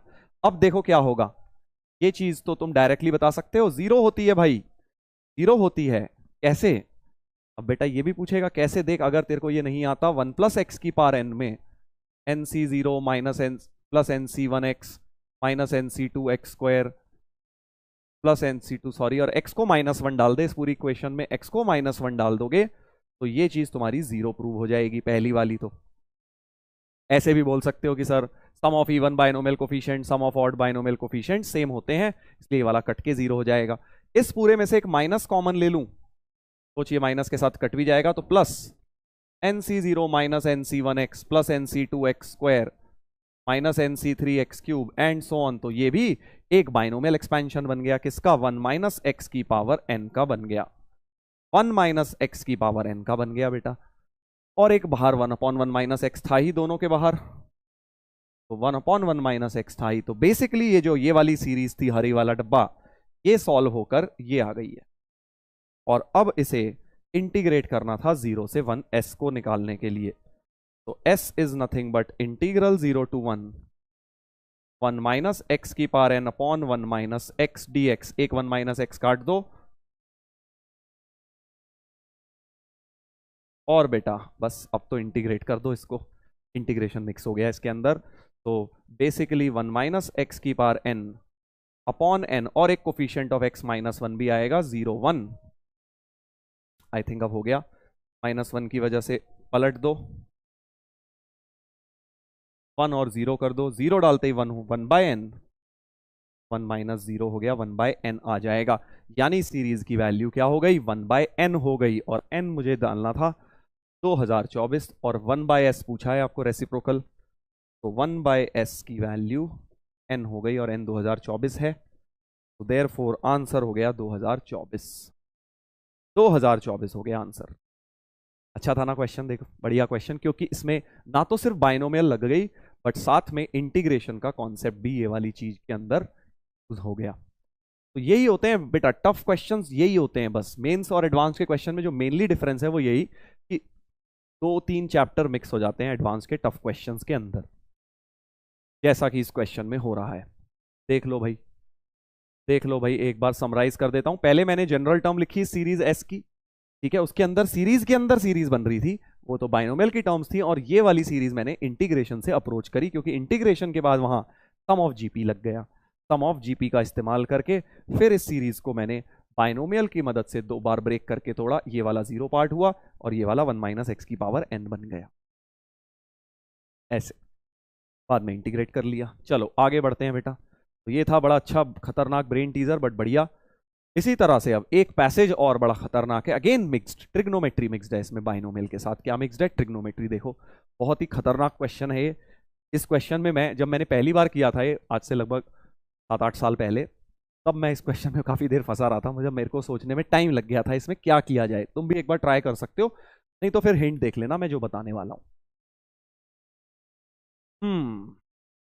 अच्छा, तो बेसिकली अब देख क्या है इस क्वेश्चन में, दिक्कत बस ये है, एनसीआर तो आ ही रहा है, ए की पावर n - r, बी की पावर आ रही है, ट्रिग्नोमेट्री घुस गई है यार, ये क्या बदतमीजी है। साइन कैसे आ गया? एल मतलब साफ दिख रहा है बाइनोमियल की तरफ बढ़ रहा था क्वेश्चन, फालतू में या साइन घुसा दिया। तो अब ऐसे क्वेश्चन में तुम्हें थोड़ा सा कॉम्प्लेक्स नंबर की मदद लेनी होती है। ध्यान रखिए, बड़ा प्यारा कॉन्सेप्ट है, इस पे आया नहीं है कभी जेई में, बट एडवांस में तुम्हें पता है नई नई चीजें पूछने की उनकी आदत है। साइन थीटा तुम्हें पता है, ई की पावर आयोटा थीटा माइनस ई की power minus iota theta by 2 iota होता है, तो मानते हो? और कॉस थीटा क्या होता है? ये होता है। या तुम ऐसा भी बोल सकते हो कि sine theta is nothing but imaginary part of e की पावर आयोटा थीटा।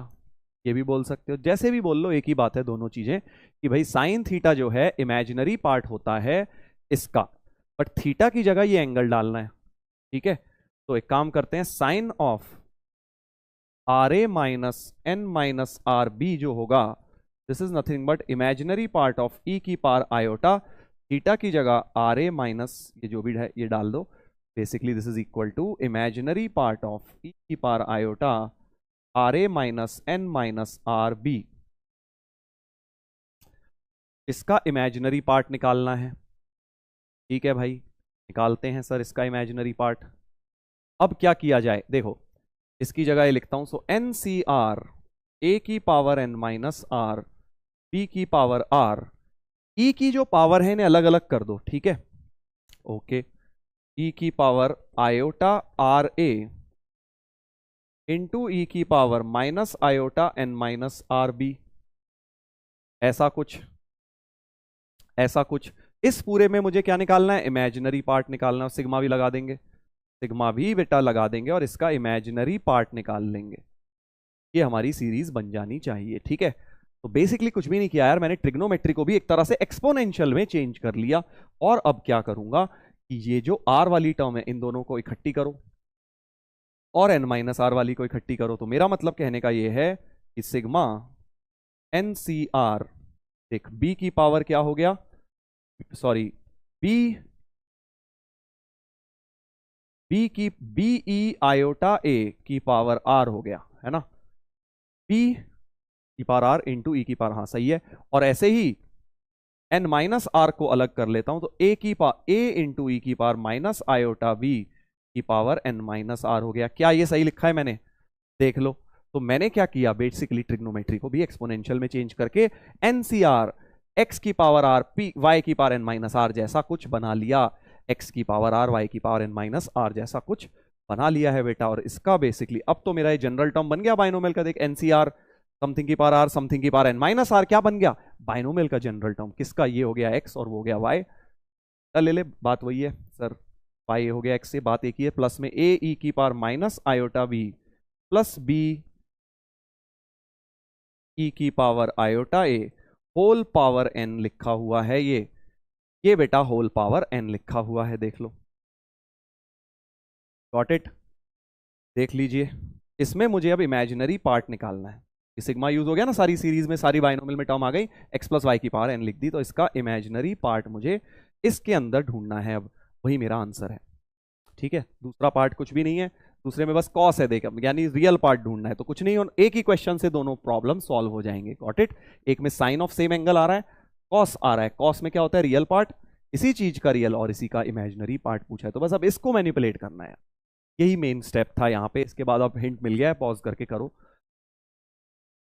ठीक है भाई, बाइनोमियल लग गई, अब इसका रियल और इमेजिनरी पार्ट ढूंढना है। चलो तो करते हैं। ए ई की power minus iota B plus B E की पावर आयोटा ए और बी भाई पहले ही लिखा हुआ है, देखो वो साइड लेंथ है। ठीक है, small A B C side length, वही सॉल्यूशन ऑफ ट्राइंगल वाला, एंगल भी और स्मॉल बी। ठीक है, अब इसको क्या लिख सकते हो, देखो ई की पावर आयोटा ए को तो तुम्हें पता है cos A plus iota sine ए लिख सकते। ठीक है जी, ठीक है सर। और इसको लिख सकते हो A cos B minus iota sine B. अब बेटा ये रियल पार्ट है, ये देखो ये दोनों मिला के रियल पार्ट है, तो A cos B plus B cos A ये हो गया real part, plus sorry imaginary part जो है उसमें आएगा B sine A minus A sine B.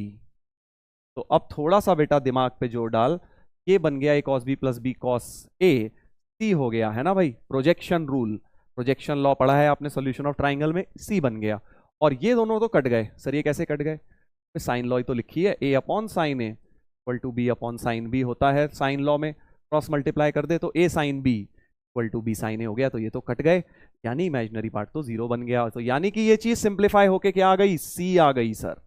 ये चीज जो है सिंप्लीफाई होके सी बन गई है, यानी ये सी की पावर एन हो गई। तो सी की पावर एन में इमेजिनरी पार्ट क्या है, 0 है सर। तो आंसर हो गया 0। ए पार्ट का आंसर हो गया 0 की इमेजिनरी पार्ट तो 0 है।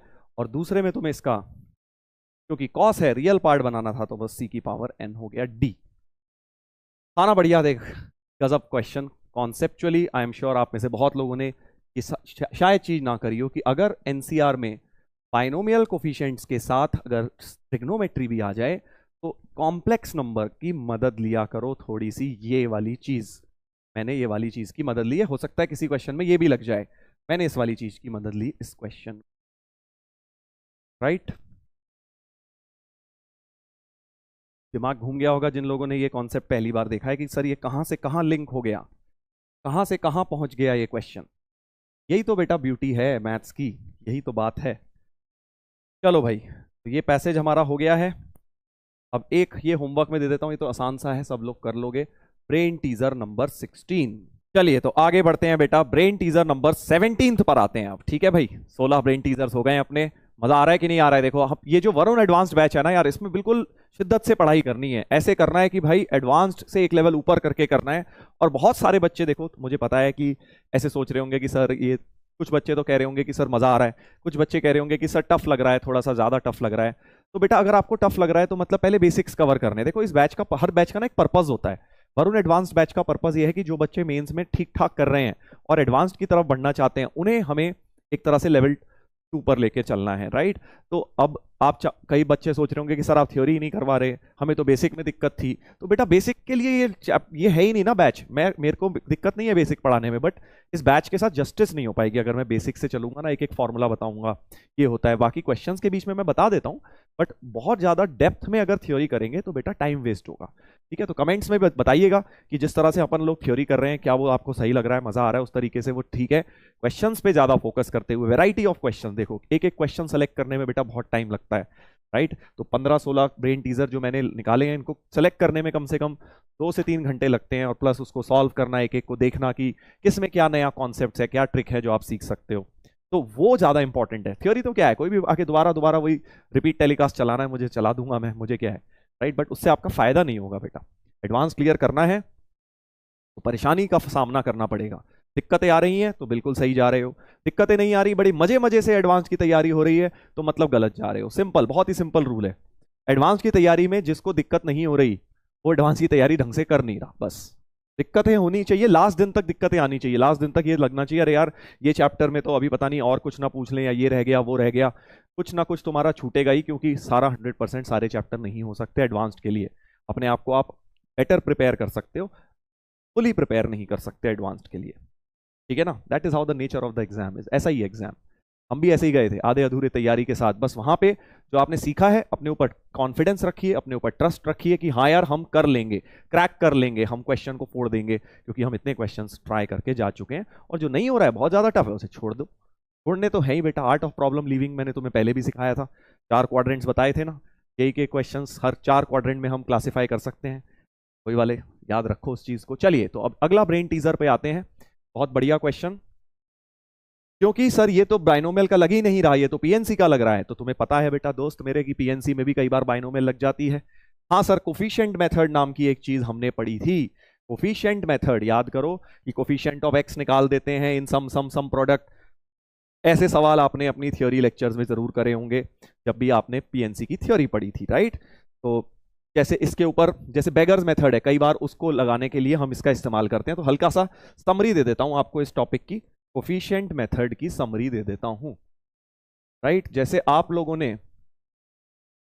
ने ये चीज जरूर करी होगी कि x1 + x2 + x3 equal to 10 है ना। इसके number of non negative integral solution, x1 greater than equal to 0, x2 भी greater than equal to 0, x3 भी greater than equal to 0।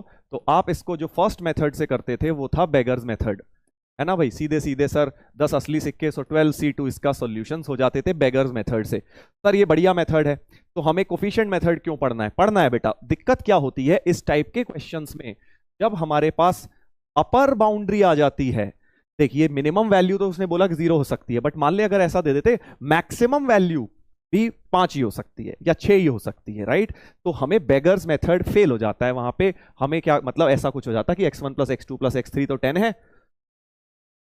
But suppose x1 जो है लेस देन इक्वल टू 6 है, greater than equal to 0 है, और x2 जो है मान ले कुछ भी दे दें यार, कुछ भी रेंज दे दी, मतलब अपर बाउंड भी दे दी, यहां पर भी कुछ दे दिया, ग्रेटर देन इक्वल टू 0 तक सीमित हो तो बेगर्स मेथड चल जाता है, बट अपर बाउंड्री दे दें, जैसे मान ले इसको 5 दे दिया, x3 सिर्फ मान ले ग्रेटर देन इक्वल टू 0 ही दे दिया, कुछ नहीं दिया x3 पे एक्स्ट्रा।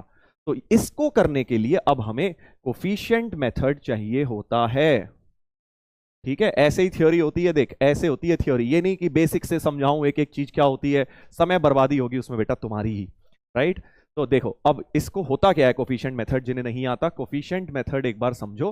पहले मैं इस फर्स्ट क्वेश्चन के लिए कोफिशिएंट मेथड का इस्तेमाल करूंगा कि हम क्या कहते हैं, एक काम करते हैं भाई साहब कि एक सीरीज लेता हूं 1 प्लस एक्स की पावर 0 ले लेते हैं, चल x की पावर 0 x की पावर 1 अप टू x की पावर 2, ऐसे करते करते x की पावर मतलब इंफिनिटी तक ले लो, कोई दिक्कत नहीं है, क्योंकि पहले वाले में x कोई भी अपर बाउंड्री नहीं है, ठीक है? और एक और यही सीरीज ले ले, और एक तीसरी भी यही सीरीज ले ले।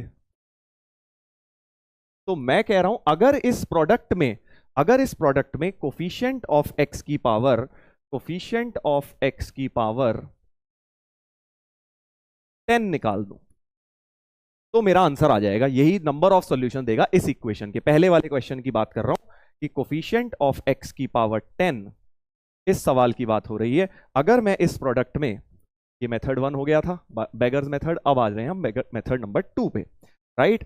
कि भाई कोफिशिएंट ऑफ x की पावर 10 इन दिस प्रोडक्ट निकाल दूं। सोच, क्योंकि ये कॉम्बिनेशन ऑफ पावर से, जैसे मान ले यहां से 0 आया, यहां से 0 और यहां कहीं 10 आया, तो मतलब x की पावर 0 x की पावर 0 x की पावर 10, इसका क्या मतलब होगा कि पावर्स बेसिकली रिप्रेजेंट कर रही हैं इन बेगर्स की वैल्यू, x1 की वैल्यू 0, x2 की 0, x3 की 10 हो रही होगी, ठीक है? तो जितनी तरह से इस कॉम्बिनेशन में पावर 10 बन सकता है उतने ही सॉल्यूशन हो जाएंगे। मान ले एक बार आ गया, यहां से तुमने x की पावर 1 लिया, यहां से 2 लिया, तो लास्ट ब्रैकेट से तुमने 7 लिया होगा, इसका मतलब हो गया 1 2 7 का सम, अगेन कोफिशिएंट ऑफ x की पावर 10, यानी जो वेरिएबल्स की वैल्यू आ रही होगी 1 2 और 7 आ रही होगी।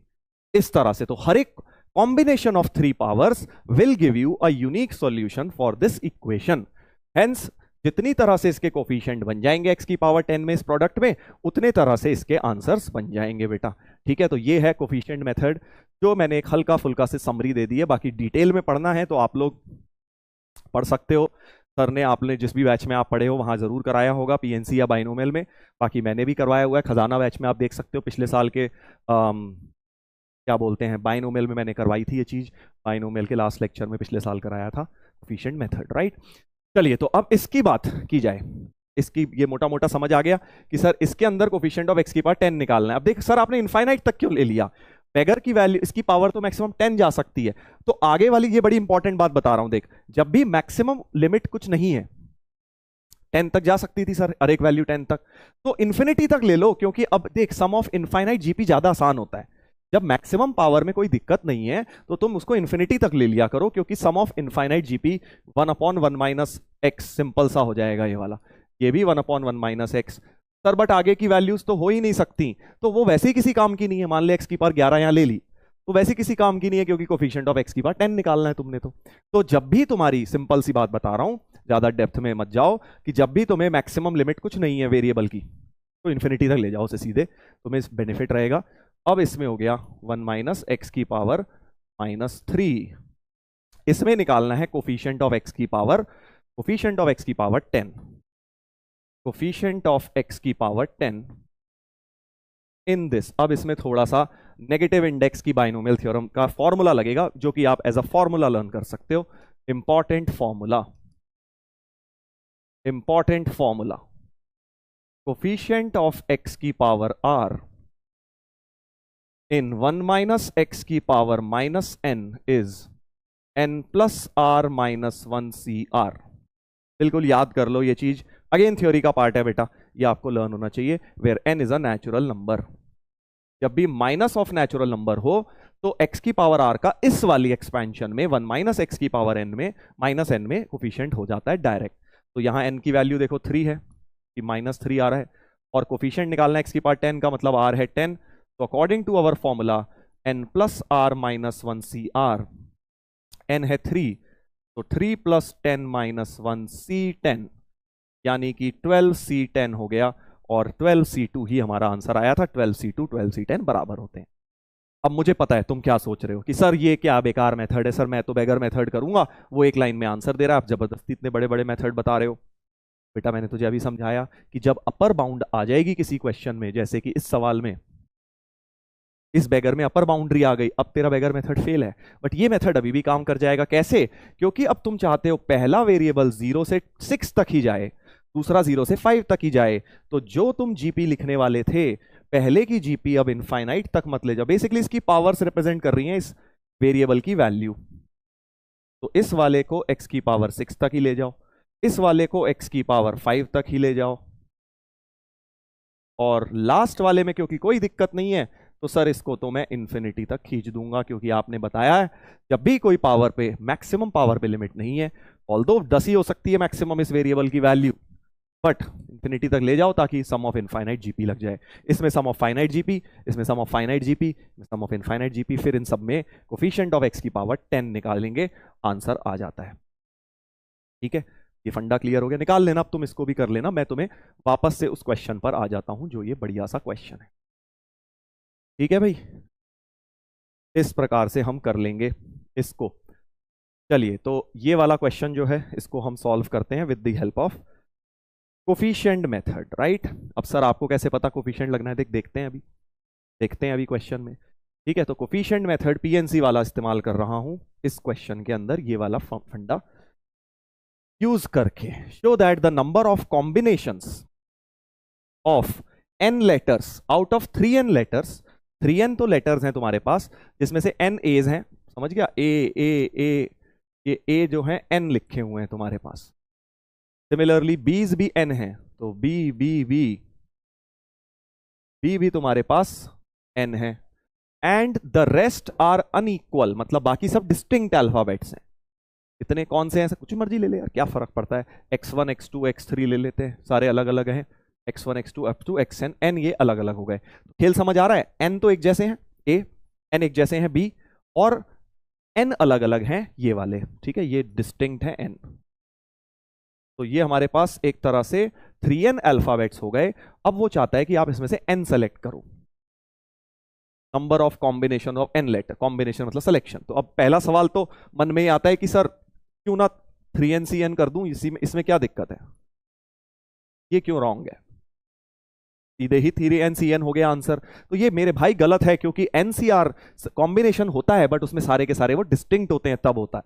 अगर ये सारे अलग अलग होते तो तुम सीधे सीधे 3ncn बोल देते, बट ये सारे अलग हैं नहीं ना, ये एक जैसे हैं, ये एक जैसे हैं, और नीचे वाले सारे अलग हैं। अब दूसरी चीज माइंड में आती है कि सर क्यों ना इसमें से पहले n सेलेक्ट कर लूं, ncn, फिर इसमें से n-1 सेलेक्ट, इन दोनों में से एक, समझ रहा है ना, हाँ वो भी हो सकता है। इनमें से n-2 सेलेक्ट, उनमें से कोई दो, अब वो दो में से भी कौन से दो लिए, ये वाले दो या वाले, बहुत लंबा डबल सिग्मा का एक सीरीज जैसी बन जाएगी, मुझे दिखाई दे रहा है बहुत लंबा क्वेश्चन उस मेथड से जाएगा। देख मैं करने को अभी 2 मिनट में कर दूं इसे, तुझे भी समझ आ जाएगा, मुझे भी समझ आ जाएगा, क्लास खत्म, टाटा बाय बाय। बट बेटा इंपॉर्टेंट चीज ये नहीं है कि भाई क्वेश्चन का सोल्यूशन क्या है, कोई किताब का गाइड थोड़ी बनानी है कि बस सॉल्यूशन रट के आ गए और सुना दिया तुम्हें इस थॉट प्रोसेस डेवलप करना है कि मैं किस तरह से सोच रहा हूं। ये पहली थॉट आई, ये गलत आई, मेरे भी माइंड में पहले यही थॉट आई, बट मैंने उसको गलत प्रूव कर दिया, सिद्ध कर दिया। फिर दूसरी थॉट आई कि सर क्यों ना मैं केसेस बना लूं। अब उसमें मुझे दिक्कत समझ आ गई कि भाई इसमें से n, इसमें 0, इसमें से n-1, इनमें से 1, इनमें से n-2, फिर इनमें से 2, तो अब कौन से 2a 2b या 1a 1b, या फिर सर इनमें n-3, फिर दिख रहा है बहुत सारे केसेस, अंदर केसेस के अंदर केसेस घुसते जाएंगे, इसलिए मैं वहां पे नहीं जा रहा हूं। तो मैं इसमें क्या कर रहा हूं, मैं जा रहा हूं कोफिशिएंट मेथड पे। ये काम करते हैं, पहली जीपी बना लेते हैं कि कितने ए लिए हमने। ए तो हम कितने भी ले सकते हैं सर, सारे के सारे भी ले सकते हैं, एन भी, तो मैंने उसको पावर इन्फिनिटी तक ले गया है ना, क्योंकि मैक्सिमम कोई लिमिट उस पर है नहीं, जितने मेरे को अलाउड है वो सारे भी ले सकता हूं। तो इसकी पावर्स क्या रिप्रेजेंट कर रही हैं, कितने ए लिए मैंने। ऐसे ही एक और ले लो, ये क्या रिप्रेजेंट कर रही है, कितने बी लिए मैंने। कई लोगों को दिक्कत परेशानी हो रही होगी, सर इन्फिनिटी तक क्यों ले जा रहे हो मेरे भाई, क्योंकि मुझे कोफिशिएंट ऑफ एक्स की पावर n ढूंढना है अभी इन सब में। तो वो वैसे ही तू बोलेगा सर एक्स की पावर n से ज्यादा वाले तो है ही नहीं, n से ज्यादा तो है ही नहीं, नहीं है, बट वो वैसे ही बिना काम के है ना, ये सोच ले तू फेक ले आया, क्योंकि वैसे ही वो किसी काम के नहीं है, क्योंकि एक्स की पावर n के आगे वाले कोफिशिएंट वैसे ही यूजलेस हैं, बट अगर मैं इनफाइनाइट तक ले जाऊं तो मुझे थोड़ा कैलकुलेशन ईजी हो जाएगी। और तीसरे, अब x1 की जीपी बनाता हूं, देख x1 की जीपी क्या होगी सर, x1 या तो लोगे या नहीं लोगे, यानी x की पावर 0 और x की पावर 1, है ना भाई, x की पावर 0 और x की पावर 1। ऐसे ही x2 की भी या तो 0 या 1, एक लोगे या 0 लोगे, तो यानी ये इसका भी आएगा, इसका भी, इसका भी, यानी ये कितने आ जाएंगे, इसकी पावर n बन जाएगी। क्या ये बात समझ आई, समझ आई कि नहीं आई? देखो कैसे कोफिशिएंट मेथड मैंने इस क्वेश्चन के अंदर बता दिया है। अब मैं इसके अंदर कोफिशिएंट ऑफ x की पावर n निकाल लूंगा बेटा। दो तो इनफाइनाइट जीपी, समझ देखो, ये लॉजिक समझना बड़ा इंपॉर्टेंट है कि इनफाइनाइट जीपी क्यों बनी सर। इनफाइनाइट जीपी मैंने इसलिए बनाई, देख किताबों में इसको फाइनाइट लेके करा हुआ है, फिर फालतू 4 स्टेप एक्स्ट्रा बन जाते हैं, एक्स की पावर n तक सॉल्व करते हैं इसको भी, ठीक है, फिर उसके बाद सम ऑफ फाइनाइट जीपी लगाते हैं, फिर तुझे दिख जाएगा आगे की टर्म वैसे ही यूजलेस हो जाएंगी, फिर वो लंबा हो जाता है। बट मैं क्या करता हूं कि जहां मुझे दिखता है अपर बाउंड्री कोई दिक्कत नहीं कर रहा है तो सीधे इन्फिनिटी तक ले जा, ताकि सम ऑफ इनफाइनाइट जीपी लग जाए। अब इसमें बट मजेदार बात है, ये हो गई 1/1 माइनस एक्स, ये हो गई 1/1 माइनस एक्स, ये बड़ी घटिया सी टर्म बन गई 1 प्लस एक्स की पावर n, तो ये बन गई 1 माइनस एक्स की पावर -2 इंटू 1 प्लस एक्स की पावर n। इसमें मुझे कोफिशिएंट ढूंढना है x की पावर n का, और वो प्रूव करना है, ये आएगा कोफिशिएंट ऑफ x की पावर n, ये प्रूव करना है। सर अब कैसे करोगे, यही तो मजेदार चीज है। देख इसमें तो हमें पता है कि 1 माइनस एक्स की पावर -n टाइप की सिचुएशन बन गई है, ये वाली चीज डायरेक्ट, बट इसके साथ जो ये चिपका हुआ है 1 प्लस एक्स की पावर n, ये है भाई दिक्कत करने वाली चीज, क्योंकि इसमें तो फिर सर क्या बाइनोमियल लगाऊं, फिर वही कहानी हो जाएगी, सीरीज बन जाएगी। 1 प्लस एक्स की पावर n में बाइनोमियल लगाएगा और फिर देखेगा इस पूरे में कोफिशिएंट ऑफ x की पावर n, तो फिर से एक वही सीरीज सी बन जाएगी। यहाँ पे थोड़ा मैं फंसा था, काफी देर मैंने सोचा, फिर मैंने थोड़ा दिमाग लगाया कि एक काम करते हैं, यहाँ 1 माइनस एक्स है, यहाँ भी वही बनाते हैं। क्या मतलब सर, देख मेरे भाई ऐसे लिख ले इसको, ठीक है, डायरेक्ट 1 प्लस एक्स की पावर n में एक्सपेंशन लगाने की जगह 2 माइनस 1 माइनस एक्स की पावर n लिख लिया, 2 minus 1 1 plus x, 1 plus x को ऐसे लिख लिया, ये मल्टीप्लाई में था, ठीक है। और अब इसमें बाइनोमियल लगाता हूं, 2 को a लेके और इसको b लेके, समझा, तो होगा क्या फायदा, अभी देख सब समझ आ जाएगा। तो nc0 2 की पावर n माइनस nc1 2 की पावर n minus 1 into 1 minus x की पावर 1 प्लस nc2 2 की पावर n माइनस 2 1 माइनस एक्स की पावर 2, राइट। ऐसे करते करते लास्ट टर्म क्या जाएगी, लास्ट टर्म जाएगी सर -1 की पावर n, -1 की पावर n, ncn तो 1 हो गया, 1 माइनस एक्स की पावर n, ठीक है बेटा जी, ऐसा कुछ हो जाएगा। सर ये क्या अजीबो गरीब काम हो रहा है, अभी सब समझ आ जाएगा देख तुझे। तो अब मुझे क्या करना है, इस 1 माइनस एक्स की पावर -2 को अंदर ले जाता हूं, उससे फायदा क्या होगा, यहां से तो वो कटने शुरू हो जाएगी, तीसरी वाली टर्म से कटनी शुरू हो जाएगी। तो देखो पहला हो गया nc0 तो 1 ही है, तो 2 की पावर n, 1 माइनस एक्स की पावर -2, nc1 तो n है, 2 की पावर n -1, 1 माइनस एक्स की पावर -1, और अब इस तीसरी वाली में आएगा nc2 2 की पावर n -2, बस ये और ये पावर कट जाएगी। ऐसे ही सोचो अगली में क्या आएगा, nc3 2 की पावर n -3, और क्योंकि पावर 3 और -2 कट के सिर्फ 1 माइनस एक्स देगी, और लास्ट में ये वाली जो है -1 की पावर n 1 माइनस एक्स की पावर n -2 दे देगा बेटा। अब देख बहुत ही जबरदस्त चीज हो गई, मुझे क्या चाहिए था, मुझे कोफिशिएंट चाहिए था x की पावर n का, हाँ सर आपको x की पावर n चाहिए, तो वो यहां आएगा, कुछ नेगेटिव पावर में तो सारे कोफिशिएंट होते हैं, यहां भी आएगा। यहां पर मेरे भाई ये तो देख कांस्टेंट टर्म बन गई, और इसमें मैक्सिमम x की पावर 1 आएगा, अगले वाले में 1 माइनस एक्स स्क्वायर आएगा, x की पावर 2 आएगा, x की पावर n नहीं आ रहा, लास्ट वाली में भी मैक्सिमम पावर n -2 है, तो कोफिशिएंट ऑफ x की पावर n इनमें से किसी में भी नहीं आएगा, समझा। ये वाले में तो कुछ है ही नहीं, कांस्टेंट टर्म है, इसमें भी नहीं आएगा, किसी में भी कोफिशिएंट ऑफ x की पावर n नहीं आएगा बेटा। क्यों, क्योंकि देख लास्ट टर्म में ही उसकी डिग्री n -2 है, तो उसमें ही मैक्सिमम n -2 की x की पावर आएगी, x की पावर n आ ही नहीं रही, इसी में भी नहीं आ रही, देख ले। तो यानी कि जो मिलेगा इन्हीं दोनों से मिलेगा, इन्हीं दोनों से बेटा मिलेगा। मजा आया कि नहीं आया? देखो भाई, ये था जबरदस्त क्वेश्चन। इसके साथ हम आज की क्लास करेंगे कंक्लूड। पहले आंसर निकाल लेते हैं। अब मुझे इसमें कोफिशिएंट ऑफ एक्स की पावर n चाहिए। ठीक है भाई, चल अगले पेज पे ले जाते हैं। कोफिशिएंट ऑफ एक्स की पावर n इन 2 की पावर n 1 माइनस एक्स की पावर -2, पहला टर्म तो ये था, माइनस n 2 की पावर n -1 1 माइनस एक्स की पावर -1। इसमें उस फॉर्मूले की मदद लेता हूं, n2 है r n है ना, कोफिशिएंट ऑफ एक्स की पावर r, ये वाले की बात कर रहा हूं, होता है n प्लस r -1 CR। तो n है 2, r है n -1 CN, 2 की पावर n बाहर था, माइनस n इंटू 2 की पावर n -1। इसमें कोफिशिएंट ऑफ एक्स की पावर, इसमें कोफिशिएंट ऑफ एक्स की पावर n क्या होगा? n है इसमें 1, r है इसमें n, समझ पा रहे हो ना भाई तुम, c n, तो n c n ही हो गया, तो 1 ही हो गया। और ये हो गया 2 की पावर n n plus 1 c n minus n 2 की पावर n -1 इंटू 1। तो 2 की पावर n, n plus 1 c n होता है n प्लस 1 c1, यानी n प्लस 1, 2 की पावर n -1 कॉमन आ रहा है, तो 2 की पावर n -1 2n plus 2 minus n, यानी n प्लस 2 हो गया ये, 2 की पावर n -1 इंटू n प्लस 2, ऐसा कुछ आंसर था, 2 की पावर n -1 इंटू n प्लस 2। आना बढ़िया क्वेश्चन, देख जबरदस्त कॉन्सेप्चुअल प्रॉब्लम, पूरा का पूरा एक तरह से कोफिशिएंट मेथड मैंने आपको इससे समराइज कर दिया है। अब हो सकता है आपको आता हो या ऑलरेडी पढ़ा हो आपने मेथड, तो आपको बहुत बढ़िया तरीके से मजा आ गया होगा, है ना भाई। बट अगर बेटा तुमने इसको नहीं पढ़ा हुआ था पहले, तो तुम्हें तकलीफ हुई होगी, इसीलिए मैं बोल रहा हूं, मैंने अपनी तरफ से जल्दी जल्दी से बताने की कोशिश करी है पूरी तरह से यहाँ पे। बट आप एक बार मैं आपसे रिक्वेस्ट करूंगा, डिटेल में इस टॉपिक को जरूर पढ़िएगा, ठीक है। जेई में आजकल इसके मेंस में भी छोटे छोटे सिंपल वाले क्वेश्चन, जैसे कि ये वाले ऐसे अपर बाउंड्री वाले आने लग गए हैं। चलो भाई, तो इसके साथ ही आज की क्लास करते हैं खत्म। यहां से हम शुरू करेंगे वैसे कल, ठीक है ना, ब्रेन टीजर नंबर 18 यही होगा, यहां से हम कल की क्लास स्टार्ट करेंगे। आप कर सकते हो घर पे ट्राई इसको।